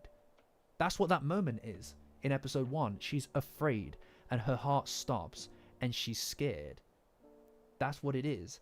And then it explodes, and realization, the scene shatters, the glass shatters, and she realizes what it is that she could feel, and that's terrifying to her. Bringing that back here takes us back and trails us back to that moment and brings it forward, because she's scared. What she's seeing is terrifying her, and her heart has skipped a beat. It has stopped. It's burst. Her heart has burst in this scene. It's a heartbreak. It's terrifying. It's full circle. And it is the perfect way to end this, because episode 1 of this season, of this show, episode 1 of this show tells you everything you need to know about it. Episode 1 is the perfect episode 1, and this is why I defend it to my dying day, even with the kind of weird stuff, right? It carries forward so much. It underscores so much. And this is it. This is the final, like for that moment. This is the mass reverberation of it. Way down the line. It's full circle completely, and ending it with the same shot is perfection. Like, it is perfection incarnate, my guy. It is perfection incarnate. I love it. It's so good. Oh my god, it's perfect. That is a perfect ending point, because we're back at the beginning. Like we've gone through this whole season, and this is what's wonderful about it, right? Is this whole season, season 2, things have been so certain, in a way, right? The confusion. Yeah, sorry you're dead, Ida. My bad. Sorry, Ida. Pour one out for my home girl. No, but yeah, even if it gets copyright, I don't care. Like, it looks so good, dude. Like the oh my god, like it's hard to explain it at times, right? This whole season 2, to me, everything's been so certain, and I don't mean plot wise. The evil eye has been a massive issue for the plot. And that has been the plot, but that has just been the fuel on the fire that has become them, right? The fact that they're moving closer together, the fact that they've been moving closer together, that Okurun and Momo have been moving towards an inevitable romance, has been so obvious. There's not really been any roadblocks, really. And ever since episode 1, that's been the case, really, except for episode 5. They've been slowly moving towards this thing. Like, it's an inevitability almost. Like, they just push through everything and they get here. So this moment takes us all the way back to the beginning, before all of the certainty, and it injects a little bit of uncertainty into the relationship. It injects questions into it. And at the end of this arc that has been so obsessed with showing us that Okurun's cool now. People have taken notice of him now. People care about who he is now. Rin sees him. Kinta sees him. People see him. Ida likes him.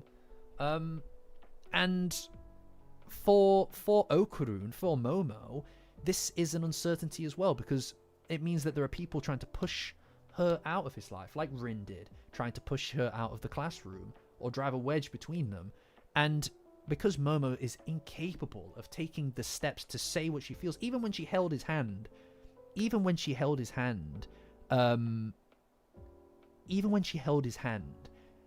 it was still came with the excuse that, oh, it's cold outside, right? She hasn't said it.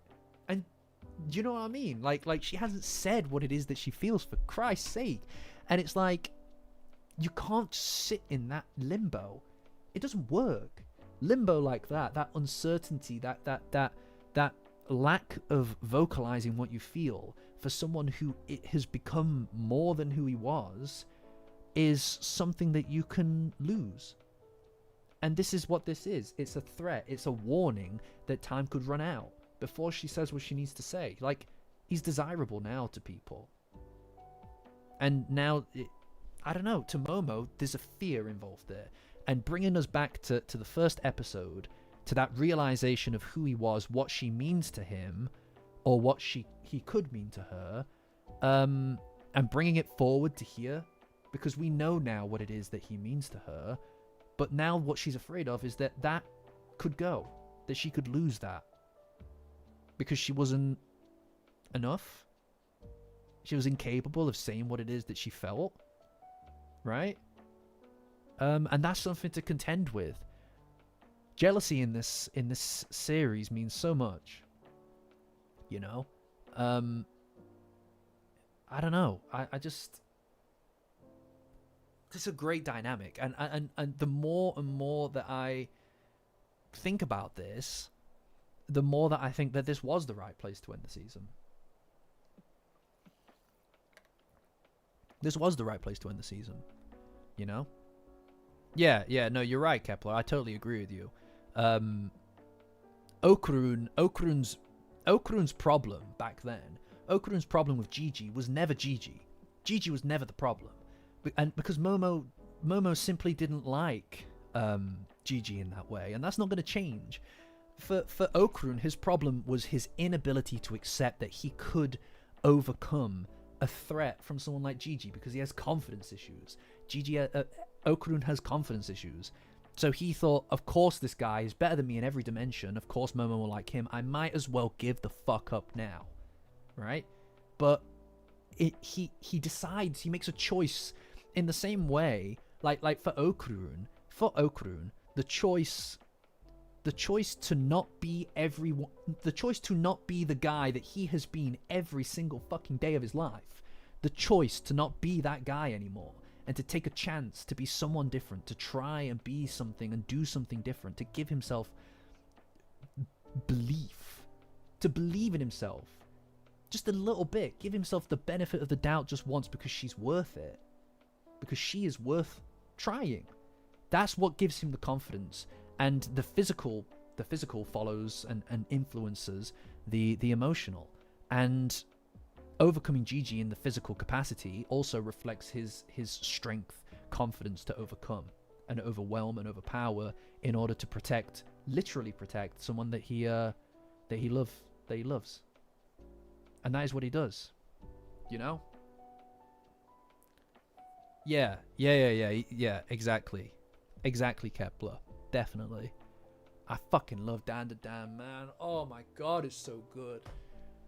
I love this whole still figuring things out element as well. Like man. God damn. I'm working on stuff. I'm slow at pumping out content because it takes a lot of I'm one of those people. I'm a bit precious when it comes to my thank you guys, thank you Blissy. I'm a bit precious when it comes to how I write stuff. I can't just do it. I need to be in there mentally. I need to be in that spot. And yeah, I've got like 3 different videos currently I'm working on all in one go. It's just I don't know which one to do first. I'm kind of entering this analysis paralysis kind of situation. So I'm trying. I'm really trying, guys. And this shit has inspired me. I feel a fire to do something to do with this because I fucking love it so much, man. I fucking love it so much. God damn. I appreciate that, Fifth. I'm just we're here. We're at the end of the season. I feel like now's the time to say the words that I want to be saying, if that makes sense.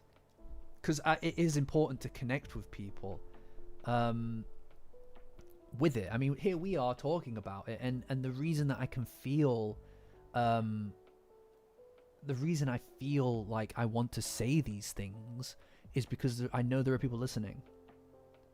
And it's difficult.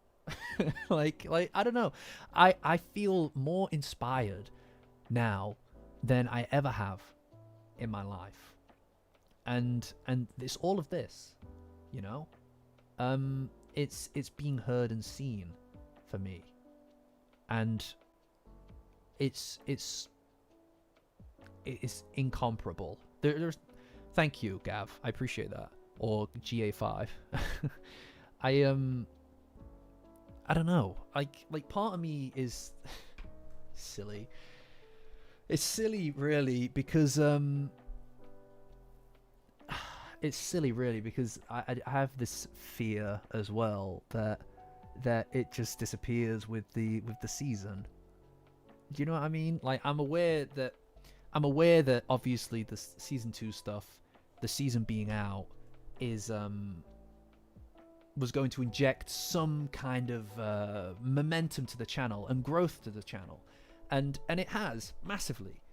Like over the past 90 days, 3 months, right? Over the past 3 something months, I've almost like the channel's almost accumulated like a million views, right? Like really, it's accumulated about 800,000 views, and views aren't everything.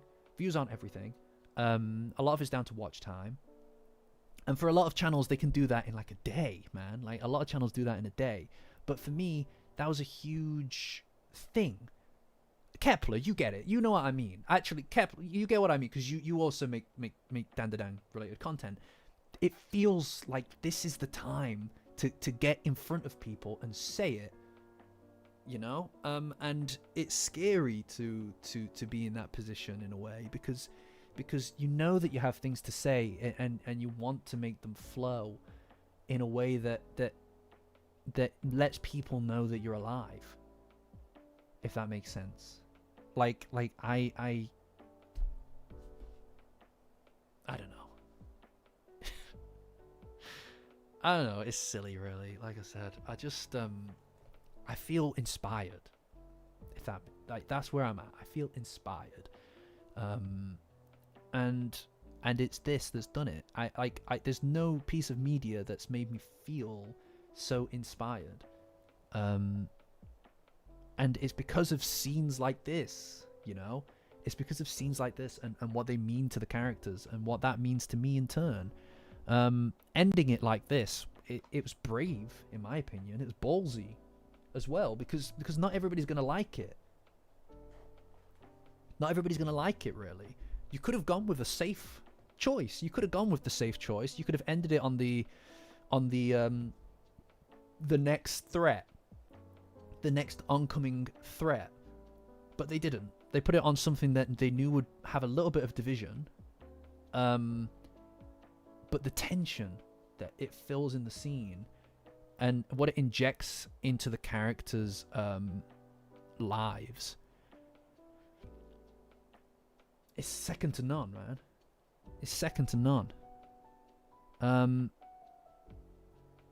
It drops a lot for sure. Like I'm obviously going to be making some. I'm going to be going back to a lot of long form content very soon. But the interest is obviously going to drop off. I mean, that's to be expected. And that's fine. That's fine, of course. That's fine, obviously. But it's there's a I don't know. The fact that people are listening. The fact that people are listening about this makes me really happy. You know, because like that inspiration, like that tap of inspiration, is something I want to keep going. You know. Yeah. Well, I mean, if you're on Discord or anything, Kepler, or you want to send a couple of emails back and forth, just let me know. You know. I don't know how to collaborate with people just because of the kind of content that I do, but do you want to chat about whatever, about what we could maybe work on? By all means, dude, hit me up either on Discord or email. You can get me on email through the channel. But for anybody else, by the way, anybody else who's in the chat who isn't aware, Patreon link in the description. Join as a free member. That's a free member, guys. It doesn't get better than free. I don't know what else is better than free. Join as a free member to get access to the Discord, guys. It's the best place on the internet for Dandadan and lots of other stuff. If you want to survive between here, and season 3, we're the group to do it. We're the group to do it with. I'm telling you guys. Like this is a self-help group as much as it's anything else. And there have been some people who have been here since the beginning, guys. And a lot of these, look, I mean, like I say it all the time, but this time I really, really mean it, right? Just because of the fact that we've, I feel like we've been through so much at this point. We've been through so much at this point that it feels like yesterday, but also it feels like it's been forever. Like I feel like I've known some of you guys forever, and that's really exciting to me, and gratifying. But also I'm very grateful. I'm very grateful that I've had the opportunity to know you guys through this, and I think this is why, like, I feel so connected with what it is that I'm doing and what it is that I'm talking to you guys about, because it's brought a lot of goodness into my life, you know, and it brought a lot of goodness into my life when I needed it, and I view all of you guys as part of that. You know, it's special to me. It really is. And some of you, and I don't know, like, I appreciate it, and I'm not going to question your decisions. Far be it from me to question your guys' decisions to support the channel. I'm very grateful for it, but it means a lot to me. So I'm just going to shout out the top tier patrons, guys. I don't know how we do it. We've got more people on the top tier than on reoccurring tiers for the lower tiers. But there are more people on the top tiers than the rest of them. That's crazy. You're all crazy. So that is Angle, Blissycat, Burlap Sack, Danny, Fifth Gram, Old Toaster, Orbis, Sarah, La Di Da Di Da Di Dum, Serpo Classic, El Clasico, Spoopy Gelatinous Jellies, Spoopy Support, both have the same profile picture for some reason, Wolf's Ghost, Zill and her gaggle of oak runes, Zero, and then of course Tim Kai. Tim Kai, the guy. He's a legend. He's a legend. Honestly. But guys, thank you. This has been a really special period of time. This has been a very special period of time. You know? And it's not an ending either, guys. We are going to be doing the manga every single week still. Every single week still. No question. You know? No question. Like, for me, it's a highlight of my week. This slot is going to be reassessed and reevaluated as we go forward, just because obviously the anime isn't out anymore. I've got a few ideas for what I'm going to do with it. Next week, Eric, we'll have one more season 2 review. Next week, probably the same time. And in that, we're going to do the rankings of season 2. We're going to rank season 2's episodes, everything like that. We're going to get that sorted. After that, I'm probably going to move it to a Friday, and then I'm going to do something different with it. You'll find out. You know, I'll announce that next week in the stream, just when I've got the actual logistics of it done. And beyond that, I mean, look, you know, I'm excited to keep doing stuff with you guys every week, a couple of times a week. But I'll tell you what, tomorrow, I presume tomorrow anyway, I'm going to be working on a piece of content. And it might be something I can do quickly. I think this might be another 20-minuter. I think I might be able to get another 20-minute video done before the end of all of this. And then we can, yeah, I mean, like the 20-minute videos are kind of an in-season special, right? Like it's during the hot season that we're doing this kind of stuff. But I can see me carrying them forward, just as we go. This episode has inspired me to do it, and I think I know what I want it to look like, and I'm excited to do that. You know. Same with you, Kepler. Same with you, dude. Honestly, everybody on the Discord, everybody in this community has a role to play. All right, and I'm excited to get another video done so that we can just sit down and we can do the premieres with it, right? Like this even the stream, right? Even the stream, we tend to, these days we float around 40 to 50 viewers on average. That's wild, man. That's crazy, dude. What the hell? Because it's just me. I'm a crazy person locked up in a single room. Like, look at me. What's going on? What are we doing? And there's going to be more stuff in here probably by season 3, right? We need to get weird with it. Do you say a defensive assay? That's crazy. No. Oh, hell no. Anything but that. No one could do that. No one can do that. Yeah, I'm just a crazy guy screaming at the walls. But it's yeah, I mean, it's good. It's good to see that there are some people here who are ready to watch that kind of content is enough for me. no, if right, I can't have a cardboard cutout of an anime girl in here, right? Okay, like, do you know what I mean? I do know people in real life. It's not literally just me in here. This is already hard enough to explain. All of this is already hard enough to explain. All right, it's like, yeah, but why have you got 2 Momo figurines? It's like, no, it's for the stream. It's for the stream. It's not me. You know. No, I work from here. This is where I work as well, right? Whenever I'm on like Zoom calls, sometimes, not Zoom calls, Google Meets or whatever. Whenever I'm on that, sometimes I don't know why the blurring background thing just won't work, and I'm like, fuck. Oh no. They're gonna see, you know. I was on a call the other day with a coworker, and the blur wasn't working, and I was like, yeah, no, don't ask, and then they asked, and I was like, it's for a thing. It's like, I don't want them knowing about this thing. Like, what? It's for the stream. Yeah. But you know, it is what it is.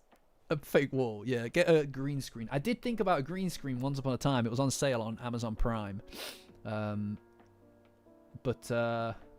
yeah, I mean, look, you know, that's it. I mean, look, buying stuff is it can be difficult, and it can be a waste of money when you're buying some stuff, but certainly not this Safety Zone Rookie branded mug merchandise, only accessible and purchasable on safetyzonerookie.com. Made for the community, by the community. All of these designs are created by artists within the Discord. Patreon link in the description. Join as a free member to get access to the Discord. And you too can walk away with an incredible Safety Zone Rookie thing in multiple different sizes. But maybe drinking from mugs isn't your thing. Maybe that's not your thing. Maybe the kind of hoodie is your thing. Hold on. I forgot to turn the light on. But there it is. Designed by Angle in the community. Tatsu himself often likes her work on Twitter. You know? And that's pretty good. Look at that. Look how good that is. Look at how good that... Oh, what? This old thing? Yeah, no, I just... another piece from Kells in the community. Pretty sick. You know, this bad look here, Turbo Granny attire right there. Yeah, you can get one as well. You can get one as well at safetyzonerookie.com. That's right, that's safetyzonerookie.com. It is linked currently in the chat. I'm getting better at them, guys. Yeah, I'm merch maxing, you know. They're coming for my kneecaps, so, you know, we might as well. I also sell stickers, and I'm working with people currently to pad out Volume 3, guys. Padding out some Volume 3 stuff as well going forward. Working with some of the people in the community. I need to get on that because I've been slacking a bit. I apologize for anybody in the community who I'm working with. Wink, wink, nudge, nudge, guys. Are they in the room? Am I lying? Who knows? But anyway, you too can get your hands on Safety's on Rookie branded merchandise at safetiesonrookie.com. What do you think, guys? Yeah, I need to get better at sketch maxing for sure. Well, I mean, I need to see how the to the Amazon forest. I don't know if this I don't know if the mug ships to the Amazon forest. Maybe it does. You have to find out. But the designs for the volumes, guys, I need to see how the merchandising goes going forward. Just because obviously there's a financial cost to it. Before moving on to the next season,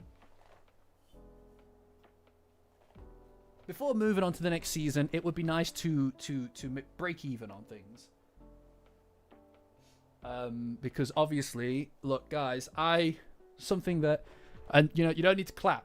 You don't need to clap. You could clap for me. You could clap for me because I'm so brave and so brave.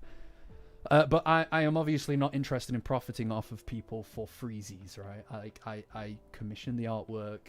I commission the artwork so that I can pay the people in the community who deserve it. Because honestly, it'd be really easy to just go and commission somebody else who doesn't. I know. Thank you guys. To go and commission somebody who isn't in the community, but I fucking love the privilege that I have that I am able to work with the community to provide them with remuneration for what it is that they do. Artists are incredible people, guys. I can't express it enough. They make something from nothing but a thing in their brain, right? They do a thing with they just make the thing. They make their brain do the drawing and then they go. Crazy, wild, right? So they deserve our work and attention, and you'll see them in the Discord. So it would be nice to break even with the stuff. I don't know how close I am to that yet. I'll need to do some calculations. I'm not really a businessy guy, so I'll see. Because there's a lot of hidden costs to producing merchandise and things like that. Testing the merchandise to make sure that all of you guys get good quality products. I'm not interested in being an absolute degenerate fool who produces terrible quality stuff. So I check the stuff before I sell it to you guys. Otherwise it's a headache for everyone. And yeah, so we've got shirts, we've got hoodies, we've got mugs, we've got all sorts of things, guys. Is that coffee cold? Oh, it is. What time is it? It's 11:30. I'm not going to drink that. That's a smart decision to not drink that. But anyway, point is, guys, safetiesonrookie.com if you're interested in that kind of thing. No pressure, obviously. But I would also love to work with more people in the community going forward. Thanks, Toaster. I'm learning. I'm growing up. I'd love to work with more people in the community to produce more stuff. I just need to make sure that this goes the right way first. So Zilvly, keep it on lock. Keep it on lock, dude. Because I might drop you a message. We'll see. We'll see how Volume 3 goes first. I've still not done anything with it. I'm sitting on people's designs. I feel like an absolute fucking arsehole. You know, weeks and weeks and weeks ago, designs were finalized. There are drafts still sat there, and I'm just like, oh, I'll get around to it eventually. Don't worry. It's like fucking, that would be good, yeah. But yes. Anyway, here we are. Tier list time. Quite right, support. Quite right. You know, I feel like we've been on the same wavelengths recently. Look at that. How good is that? Oh my god. I know we just talked about this whole thing, but how good is that? God damn. Oh, look at that. I'll tell you what. Like, also, Angle did a goth Momo as well. Changed my brain. My brain just completely just, you know. Right, what are we on? What are we on? Episode 11. Episode 11, guys.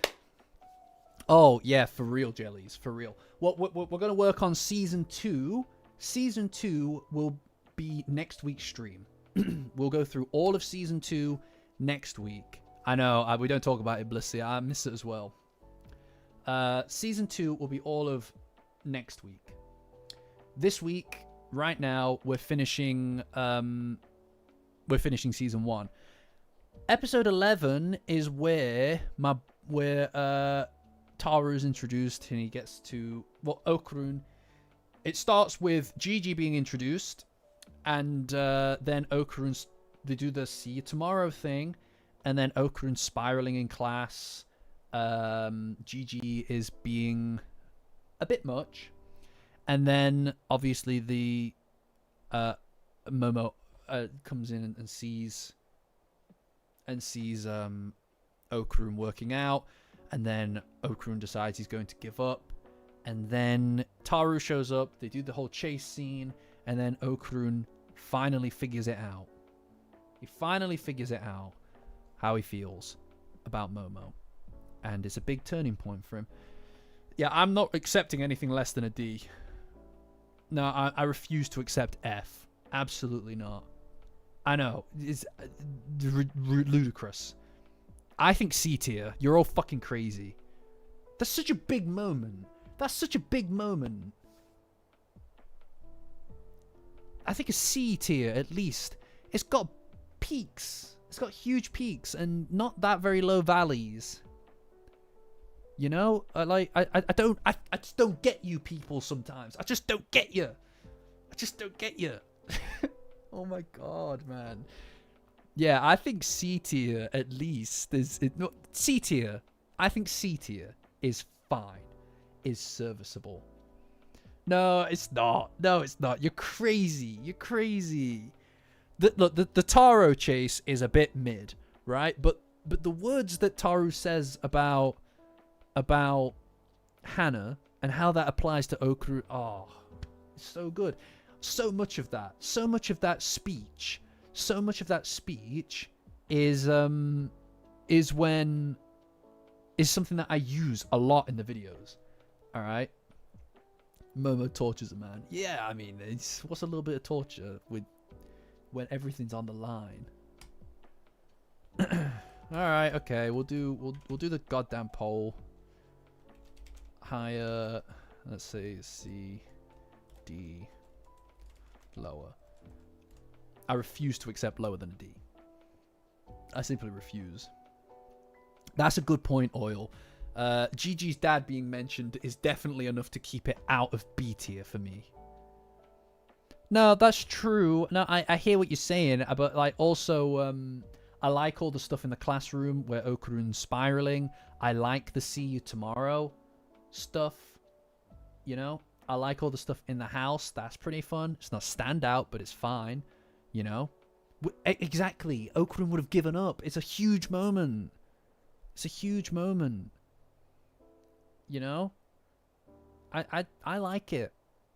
I like it. All right, there. I said it. I like it. It gives me a lot of feelings. It makes me feel things. I think it's at least on par with episode 2, and I'll hear nothing else. Hold on. All right, that's fine. It's at least on par with episode 2, and I'll hear nothing else of it. That's it. Simple as that. Yeah, Okurun's spiraling was really real. I'm not putting it in D. I want it in C. I want it now. I want it now. I don't care if you got... Look, the vote doesn't agree with you, though. The vote doesn't agree with you. 18 votes. 18 votes. Any lurkers, by the way. Any lurkers. I appreciate you guys. I appreciate you guys, by the way. I love lurkers in the chat. I really do. Feel free to vote. Feel free to vote. That'd be really nice. But otherwise, don't feel compelled to either. I have a soft spot for lurkers. Most of my life, I have just exclusively lurked in communities. So, thank you for being here, lurkers, even though you're not talking. I appreciate you. Just know that I appreciate you, and you're doing great. You're doing really good. So thank you. It is not S plus tier. Nah, you're crazy. Nah, he's I would sooner see it in D than S plus. I'm sorry, but that's crazy. I'd sooner see it in D tier than S plus. No way. It's not episode 12. I feel like episode 12 we can't even really rank because we know where it's going. No. No toaster. Bad toaster. C tier. C tier. It's just sitting up there for a while. What's wrong with you guys? What's wrong with you guys? You know the picture, the episode where they take away the where Gigi and stuff goes home after they defeat the Eye and everything. I think I might make that a picture of Gigi's dad.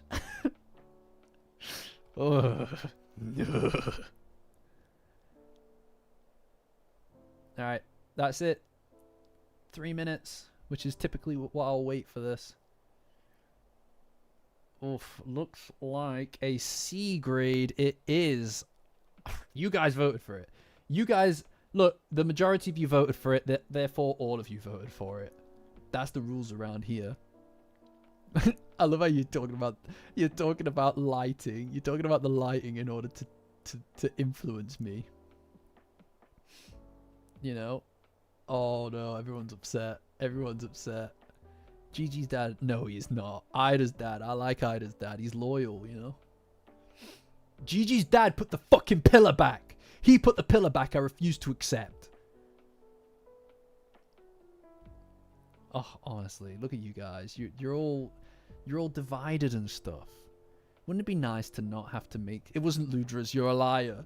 You're a liar. And if it was, then it's just because Gigi's dad programmed him to do that. Anyway, episode 12. There we go. I think we're all satisfied with that. We don't really need to vote on that, do we?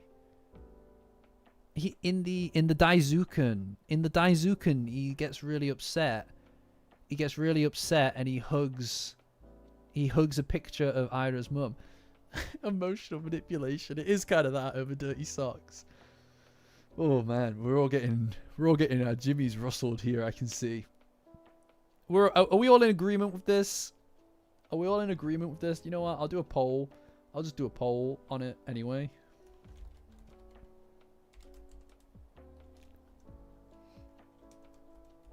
There we go. I'll do a poll on it real quick, just so you know. Oh, Zilvi, he didn't like it. Didn't like it. It was not a good end to season 1, to be fair. It was not a good end to season 1. I don't know what to say beyond that. It was not a particularly good end to season 1. I don't know what they were thinking. I don't know what they were thinking. You know? Like, what did you think I was asking? Did you want to say no? Did you want to say no, support? I mean, you've said yes, so it's too late, but yeah. No, I'm not hearing any more of it. Gigi's dad is the enemy. All right, Gigi doesn't even care about his dad. All right, and I'll hear nothing else of it. Gigi doesn't even care about his dad. Nobody even said hi to him when he showed up. No one even said hi to him when he showed up. Excellent. Good. Yeah, I know. That's it. Yeah, I mean, those the train moment. I'll give you the train moment is very good. The train moment I really like. But I just none of those reach the peaks of episode 11's peaks in my opinion. And also it's hard not to carry the fact that it ends where it ends. That is really what sticks in the mind, right? He landed face down and no, he didn't even check on him. He could have gone, "Oh, Dad, you're okay." Anyway, back to caring about my favorite parent. He didn't even do that. He was just like, "Oh, who's he?" What's the taxi driver doing here? Why is the taxi driver... I guess I'll cut him down as well. You know that there's a moment... No, I'm not going to say that. No, I'm not going to say that. No, I'm not going to say that. Shadow. Alright. You know what I was going to say. Alright, guys, if you think that you know what I was gonna say, DM me it on Discord. Patreon link in the description. Join as a free member to get access to the Discord, guys. You know what I was gonna say. You know what I was gonna say because I got too close to saying it. That's the problem.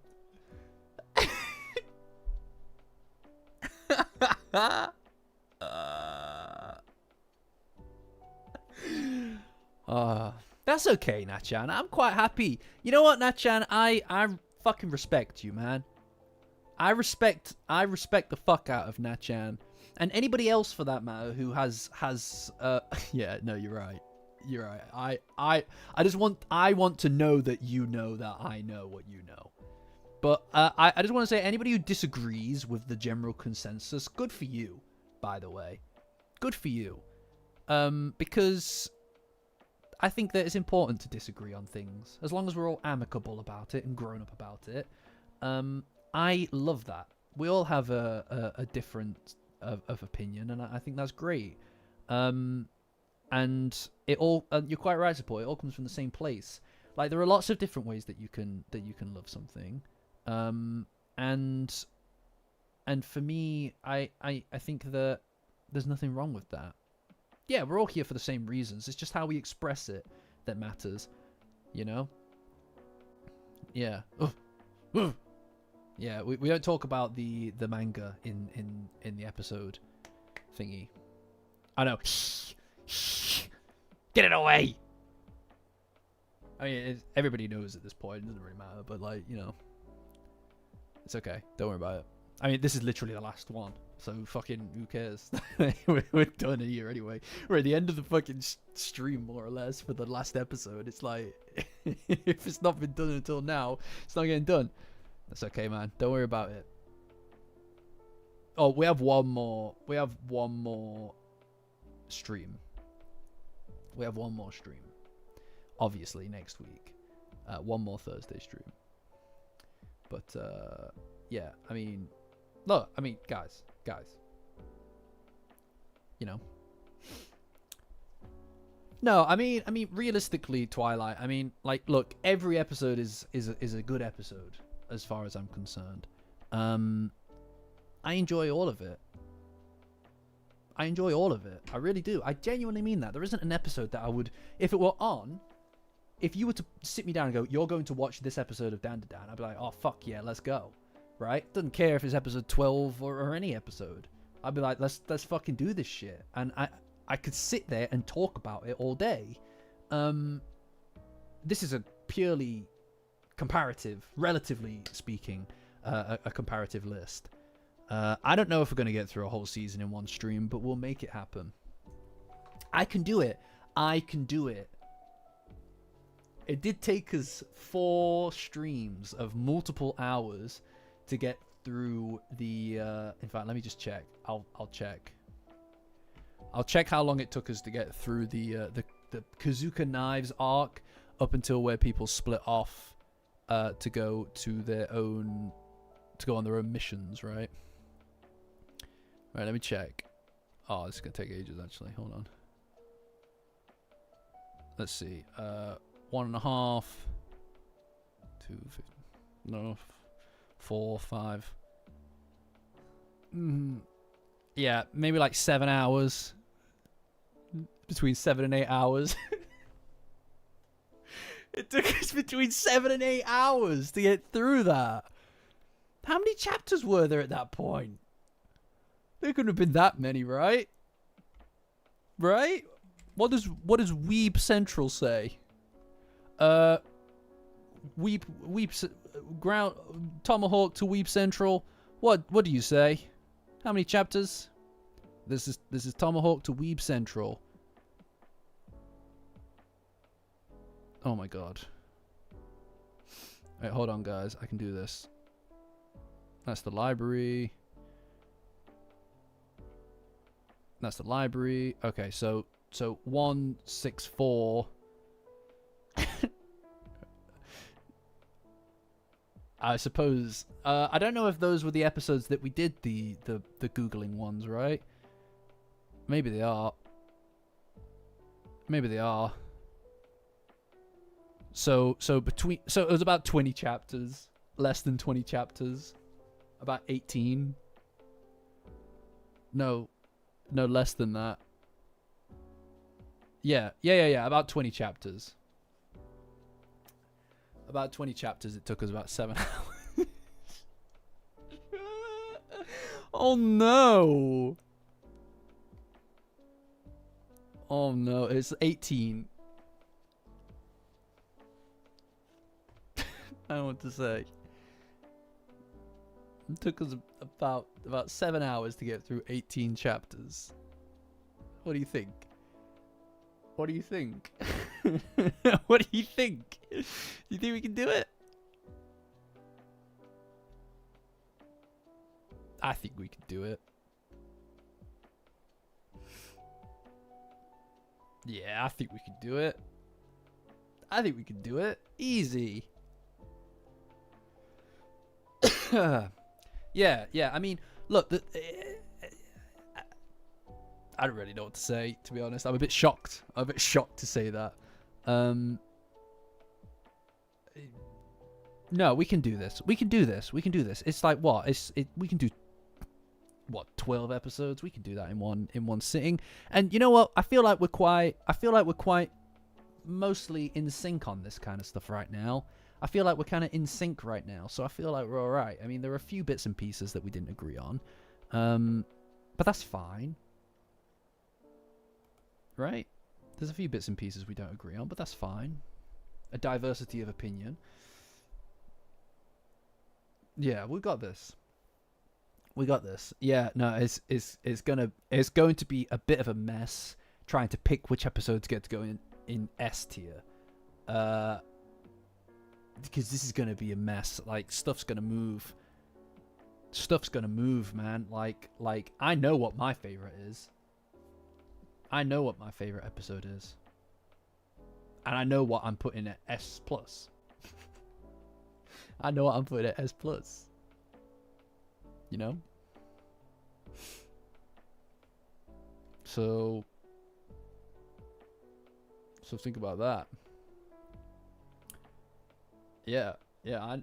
If anybody's been paying attention, the Tulpa fight. No, this doesn't represent me. This doesn't represent me. No, I actually don't remember the exact number of the episode. Season 2. Let's see. There it is. Yeah. Yeah. So, episode 21. Episode 21. That's the number, baby. That's the number. No, you can, if you want to try and convince me, by all means. But currently, where I'm standing, episode 21 is my S+. Is my S+ episode. You know? There's not really much I can say beyond that, you know. It's kind of tricky actually, because there are some episodes in here that are really good, like the episode with that's the one where they rebuild the house. So the evil eye fight, and then obviously the Momo and Okurun moments and things like that in it. For me, that episode just carries everything that I love about Dandadan. Miko and Muko are in it. Yes, exactly. It's just perfect, really. It's perfect to me. I don't really have much, you know. We'll get to it, but we don't talk about the pillar. Yeah, and she does the cute face. Exactly. That shit was fucking rewired. you know. But there are amazing things in it, you know. Yeah, the car episode is fucking phenomenal, and not just for that moment in it either. Like genuinely, the car moment is good, obviously, but it doesn't. It's not like that whole episode is really brilliant. Just generally, that episode is really brilliant. Just the way that it's shot and all the framing and the lighting in it is just really pretty. This is going to be really hard. I actually am suddenly coming around to the idea that this may not be done in one sitting now that I'm looking at it, because this is going to be very difficult. This is going to be really difficult, actually. Like I know a really good A rank is probably the last episode of the Cursed House arc, because I think that the fight is exceptional in there, but there's one bit where Seiko's coming down from the spaceship that just drags on. It really drags on. And if we're nitpicking stuff, which what we're talking about, right? What we're talking about is at the higher ranks, we're going to have to be talking nitpicks. I don't know. No, I'm not changing the ranked numbers. I'm not changing the ranked numbers. Hell no. Yeah, the Hayashi concert is very good as well. Very good as well. Oof. No. I can't put half of these episodes in C or D at all, just because of the quality of everything altogether. We're going to be going back through these. We're going to be going through them with a fine-tooth comb.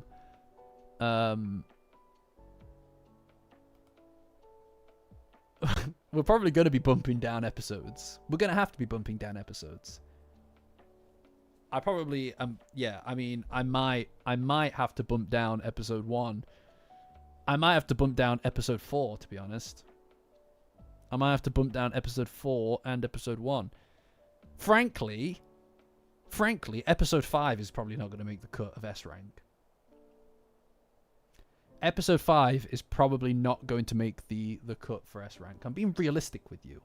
I'm trying to compromise as well. There are better episodes, I feel, in season 2 than episode 5.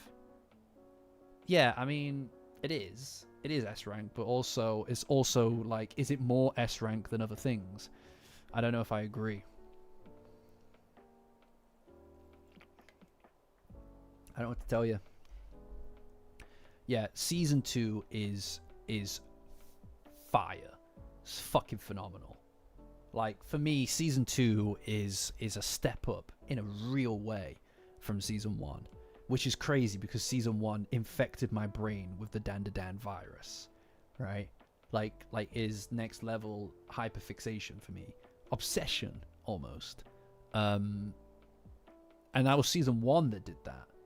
Season 2 is like crazy to me. Like, it is next level stuff. Every episode 5 gets replaced by the next episode 5. A conveyor belt somewhere out there, a conveyor belt of episode 5s are being made, each one replacing and superseding the last. Have you seen the background? Yeah, it's fine. It's fine. Look, guys. Look, at the very least, I can cope. I have the copium of being able to say, well, technically this is a business as well. Right? Yeah, no, it's a career thing as well, right? I'm a content creator, and this is what I make content around. So I at least have cope. What's your copium? Huh? What's your cope? You're here for free.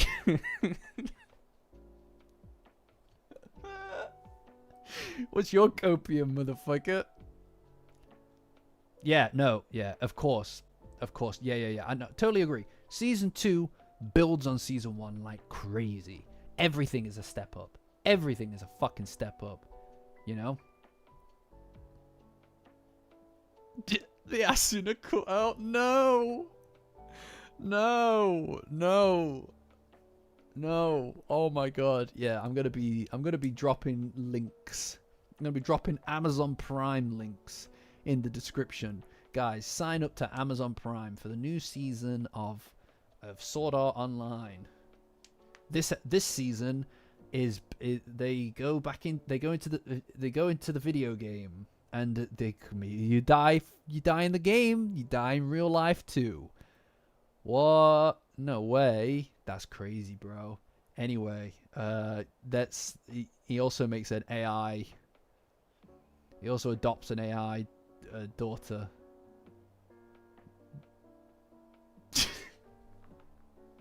Yeah.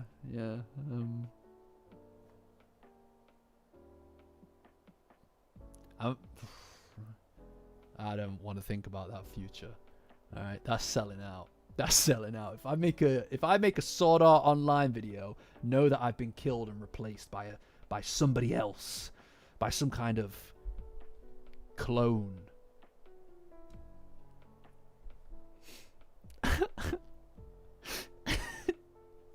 I watched Sword Art Online. Yeah, I watched it, and then I got partway through season 2, and I was like, "What am I doing?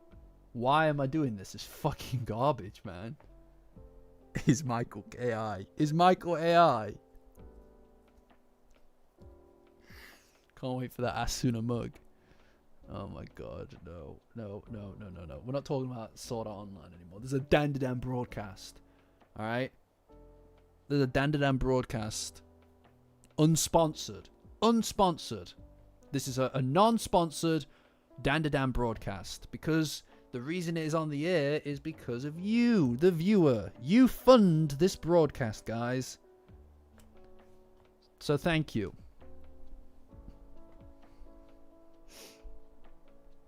Anyway. Stop. Please, Toast. Don't do it. Don't do it, please. Please. Don't do it. I'm begging you. Man. Please. Right, so let's look at where we're at with the tier list. Right, guys, who is let's do a vibe check. Oh shit, we didn't finish that last one. My bad. Yeah.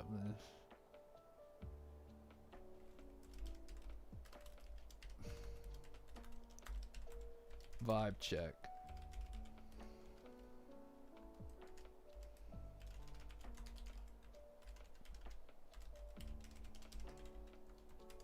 There we go. Let's see.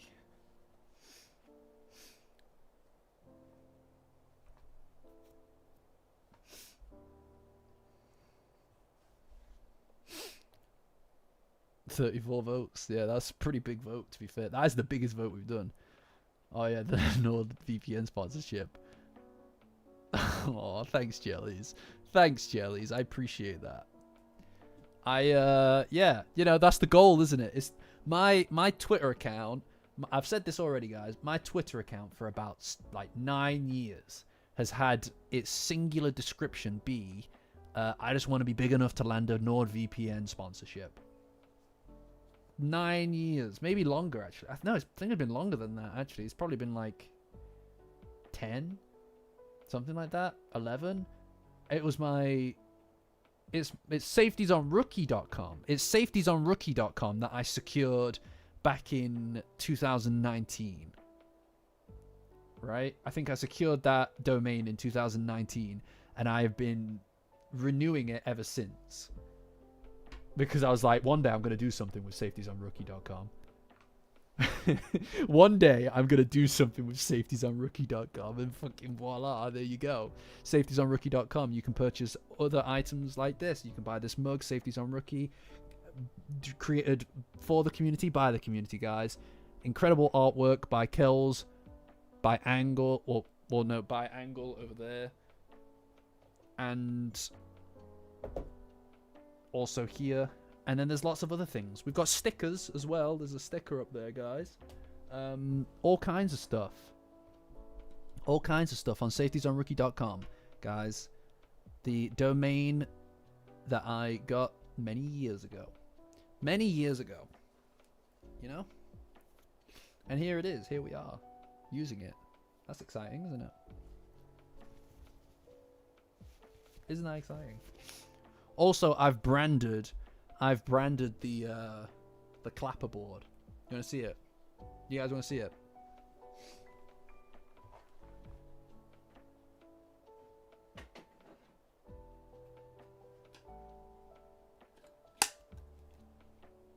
Branded.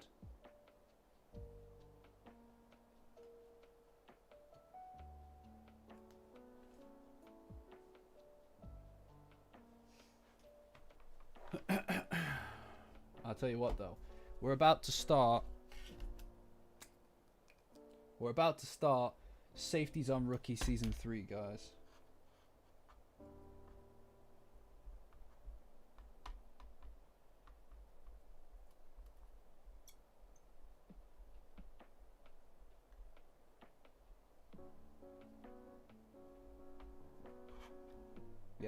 Yeah. The graphics that I used for this were from when Blissey gifted them to me, so thank you.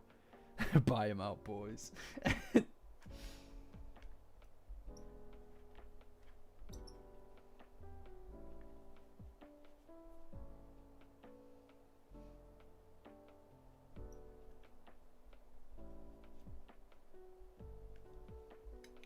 Alright, guys. This is it. This is the beginning, guys. You're about to see it.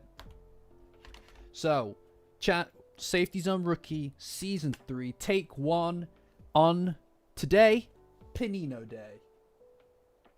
Panino Day, guys. Ready? Action, guys. Let's do this shit.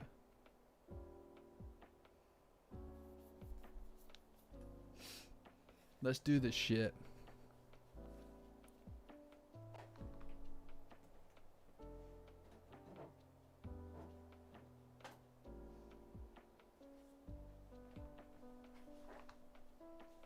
Yeah, but it's the channel's Season 3. We're in Safety Zone Rookie Season 3. It doesn't align necessarily with Dandadan. This is going to be a long season, guys. But I need you guys to stick with me for it.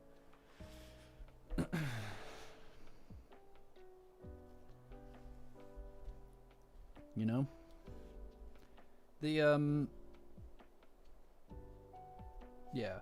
I mean, look, guys, probably going to start closing it up now. Closing up the stream just because it's gone 12 for me. I'm definitely, you know, definitely sad about the fact that the you know, the thing's over, right? Like generally speaking, having the season over is sad. You know, I mean, it is what it is, right? Like everything, all good things, right? 6 seasons of a movie, yeah, all good things. But it's a funny thing, because I've just oh, I'm glad to hear it, Twilight. Look, we keep picking people up on the streams, and it's been really enjoyable this whole period of time. No, yeah, I am. Obviously, I am. Like it you know, I'm not the type of person to linger, typically, in being negative about things, right? And here we are. But this period of time has been very energizing. It's been very enjoyable. Be angry, be furious. Yes, of course. It's been very enjoyable, and it's meant a lot to me. Generally speaking, it's meant a lot to me. It's been a very unique experience, because everything has happened this year. Look, I've said it a ton of times. By that I mean probably 3. I started this year, right? Thank you, Jellies. Thank you, Jellies. That's very sweet of you. I appreciate that. Genuinely, every donation is a million. It might as well be a million. I started this year with this concept, right? With this concept in my mind.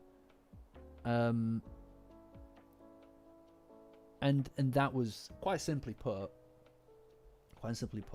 that was to theme. I watched a video by CGP Grey, and the idea was to theme the year around something, right? And it's hard to know exactly what that is,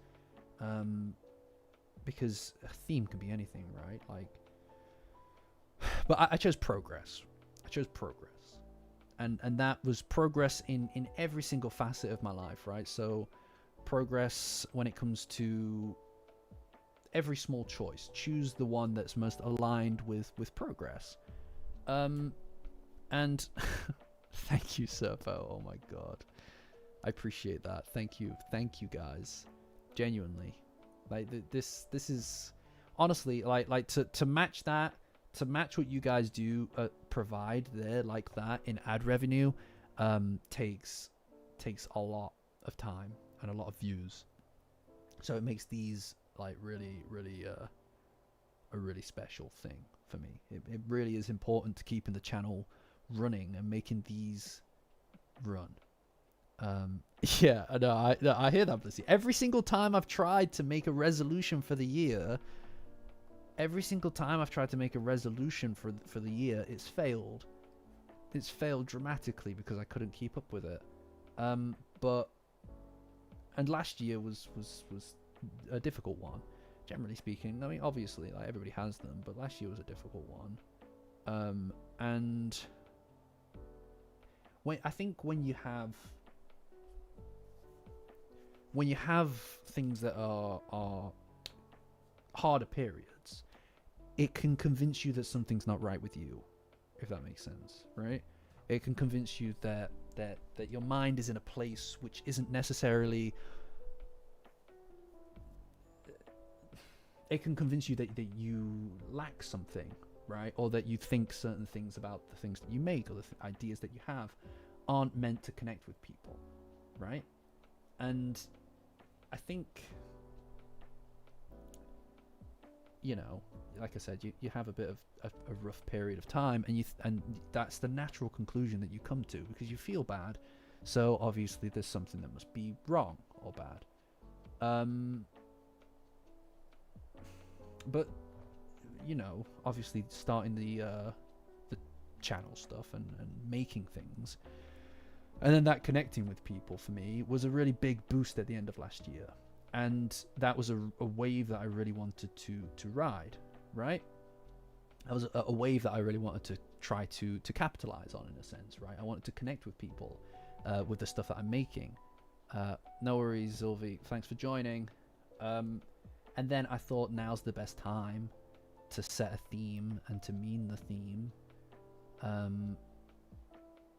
and to just do it this time, which was really hard, you know. And so I made things, and then obviously took a chance to I knew exactly. I'm very much, when it comes to audiences and media, my wheelhouse is analyzing those things and trying to understand what makes a community, an audience, tick, and how they work, right? But that's not analyzing something and condensing ideas from it, is distilling ideas from it from an analysis is not the same thing as doing something. So when I was looking at the situation, the landscape of what makes content or channels successful versus not successful, to me there was a clear definition.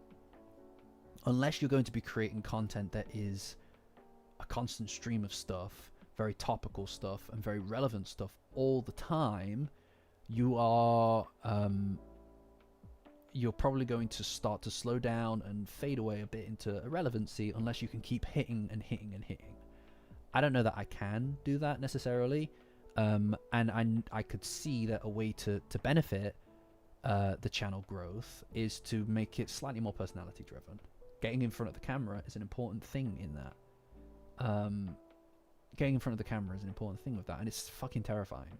Not so much now. Sometimes I still get a little bit nervous just randomly on off days, like on Monday. On Monday, I was very nervous before the stream because obviously there was a lot of weird stuff in there, and it's different. And because it was different, it was scary because it's like, what if people don't like that I'm doing all of these things? People don't like that I'm doing all of these things, or it's too weird, or you showed too much of an element of your side that isn't necessarily an element of your personality that people don't connect with, and that's obviously not a pleasant thing. But yeah, so I still get nervous now, but that first stream was really scary. But I knew that getting in front of people was thank you, Danny, I appreciate that. I genuinely do. It means everything to see that you guys connect with it, but it was scary to get in front of the camera and stuff for the first time. And I didn't really know what to expect from it. The Discord, I created it mainly as an opportunity to kind of just show the content and have an immediate access to an audience, and kind of have an easier way to connect with people. But I didn't expect so much to come of it, you know. And the lead up to all of this stuff, the season 2 stuff, was a lot. It was a lot of work, but it was also a lot of learning. There's a lot of learning involved in it, like learning how to properly what exactly a community should look like, how to manage one, and then obviously there were a few road bumps, speed bumps, and you know, it was a hugely energetic time for everybody, and I was like at that point, like we were averaging like 10 people, 12 people on the stream and stuff. And it's been a lot since then. Like the past few months have been crazy. Like it's been crazy for me because like putting videos together and seeing them connect with tens of thousands of people, tens of thousands of people is fucking wild. Like I can't, like it brings new anxieties into your life in a way, but overall it is so validating to be. I hope that people can feel so seen. I hope that people can feel so seen, like to know that there are years and years worth of people listening to the stuff that you're saying in these videos and stuff, and even on the streams. It's something that I can't not be grateful for. Like when I call people out for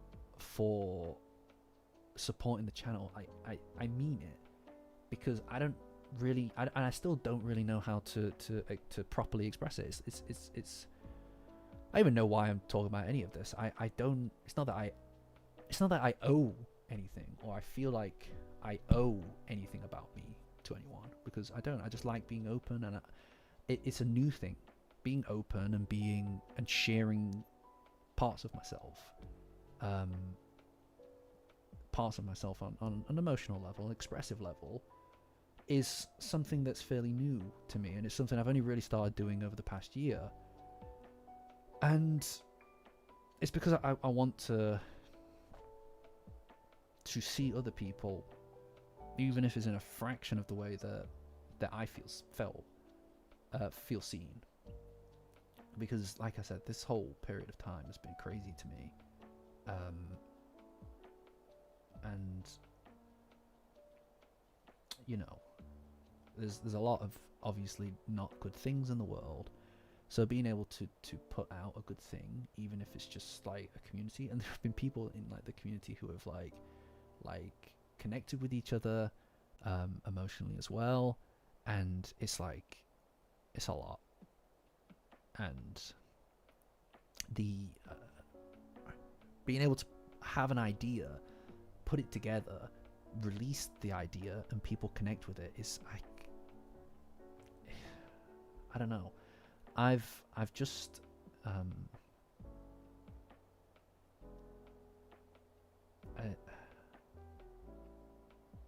it's hard. Like, it's difficult. I can't find the words. Normally, I can find some words to express things, to explain things, but this is one of those things that I feel stumped on.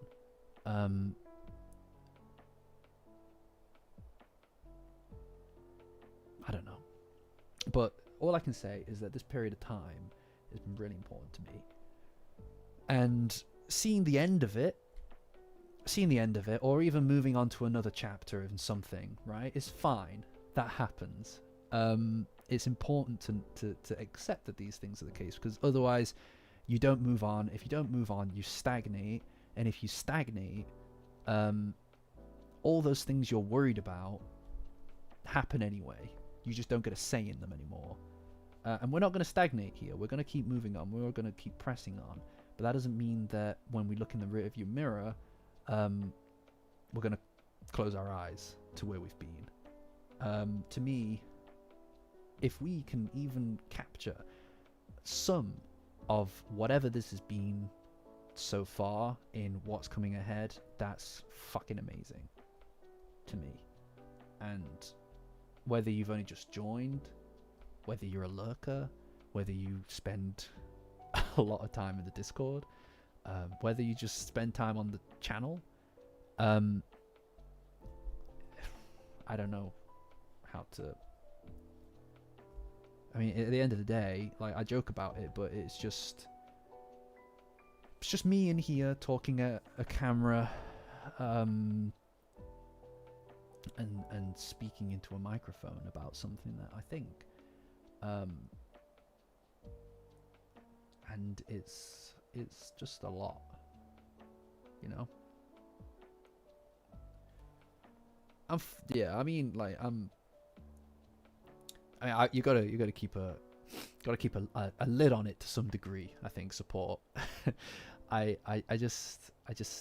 don't know. I don't even know why I'm saying any of it. I just want people to know that it's not just like false gratitude, you know.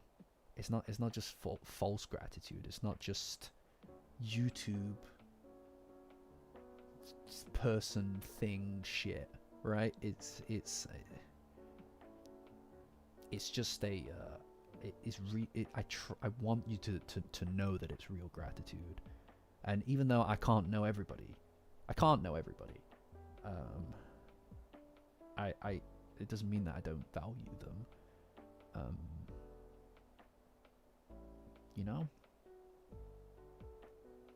Does that make sense? I don't know. It's a meandering thing at the end of the day, but it's meant a lot to me. You know, like it's meant a lot to me.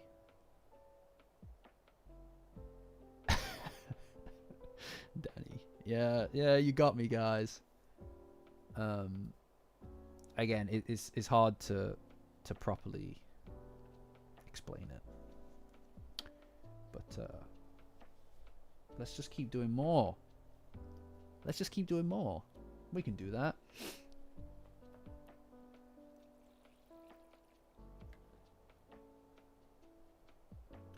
Yeah, exactly. To what extent I can,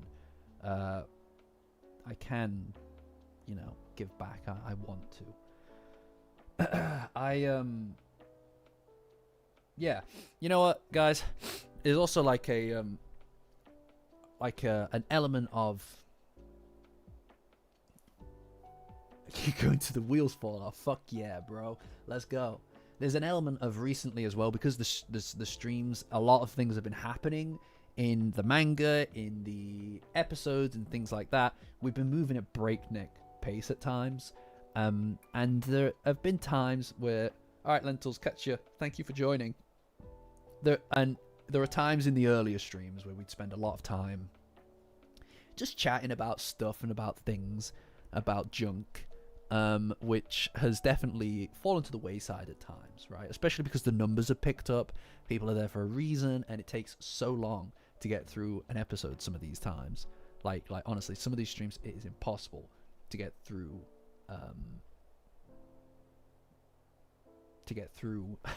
the episodes. So that stuff has fallen by the wayside. But I think as we go forward, and I've got some ideas for other things that I'm wanting to explore doing with the channel, and off of the channel as well, with the brand. Let's say with the Safety Zone Rookie brand.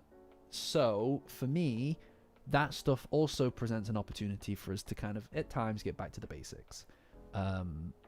And, you know, like I said, I've got an idea for a piece of content that I might be able to shoot out very quickly. I've got a couple of different pieces in the production line at the moment that are as of currently not done. Oh no. I was like, it is what it is. I also like them as well, Blissy. I also like them as well. It's very therapeutic for me. It's therapeutic in a way. But the yes, the I have a few different things that I'm currently working on that have hitherto gone unfinished, which I'm looking to get done soon. And my first priority, I'm putting the current scripts that I've been working on pause very, very briefly while I work on this next piece of content. This next piece of content, which I came up with before this and then sort of during this stream as well. It's all in here laid out. I'm going to make a couple of notes when I get off of the stream. And I'm going to try and write that tomorrow, record it and edit it as to the best of my ability on Saturday. Maybe release it on Sunday, depending on how far. Don't tell Jenny, please. Maybe try and finish it for Sunday, hopefully. If not, then don't tell Jenny, please. Yeah, we'll be ending it very soon. Support. I'm just highlighting where we're at with the channel. And then after that, I'll also be pretty much done with another script anyway, so I can get that done. So we're talking like maybe 2 more videos, possibly 3 that I've got backlogged currently. And then, guys, I'm gonna be honest with you guys. Normally, I reserve the forewarning to Mount Olympus in the Discord. Patreon link in the description. Join as a free member to get access to the Discord. Join as a paid member to get access to Mount Olympus. Normally I reserve that for these guys, but I'm just gonna say it. After that, I know that there's season 1 retold still in the wings, and I'll get to that eventually. First off is the Space Globalist retold. That's what's coming next. After these other projects are out of the way, that's what I'm getting worked on. Ideally, we'll get that done by Christmas. Hopefully, we get that done by Christmas. We'll see. I don't know if that'll be the whole thing or whether that'll be part 1. I don't know. I don't know, guys. Like, I don't know whether to split it into 2 parts or just fucking bite the bullet and do it. Yeah, can you just stop asking? I'll get it done when it's done.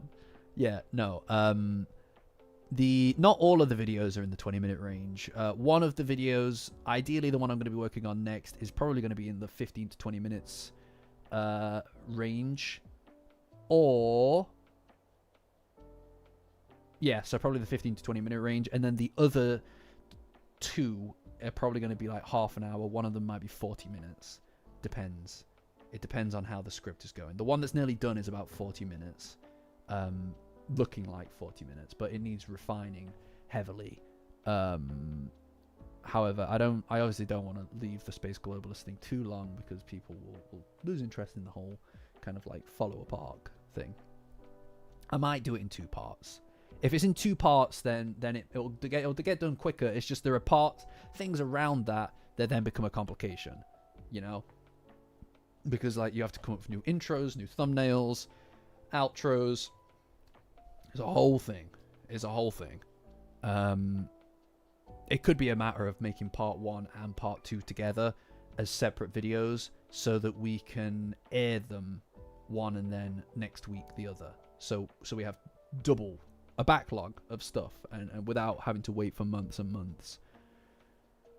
I don't know. I haven't decided yet. Look, you gotta also think that getting everybody to sit down for 3 hours to watch the video together is maybe a big ask. I don't know if you guys would really be down to sit and watch a 3-hour video in one sitting, because that's what you're talking about, really. Because I don't know. I'll need to think about it. You know, that's The Dark Knight. That's sitting down to watch The Dark Knight. That's the reference point, because it was like a big thing that it was 3 hours long back in the old day. The old design. What was that? 2007. Oh, my brain. Oh, it's older than support. Oh no.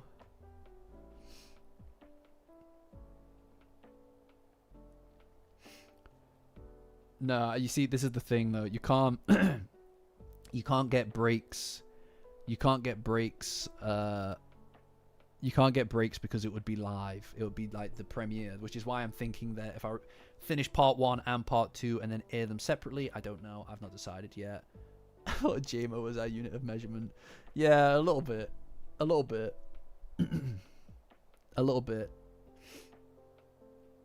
Yeah. I don't know. I'll think about it. I'll see. I will see how I feel about it. But as it stands, that's in the future currently. Not in the near future. So yeah. Until then, best thing you guys can do is continue engaging with the content to the best of your ability. You know, I'm sure we'll do a rewatch at some point in the Discord, but guys, you know, like obviously it's the anime is now all caught up. The anime is all caught up with where I am in the retolds. We're all caught up, so I need to get on it. You know. No more recap. No recap.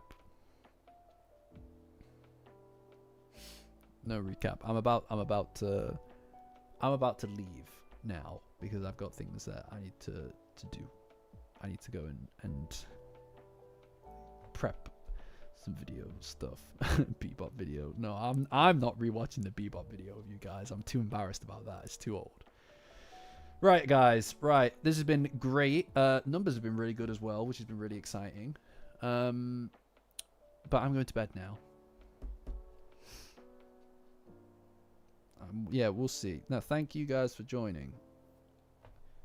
Alright, guys. Catch you.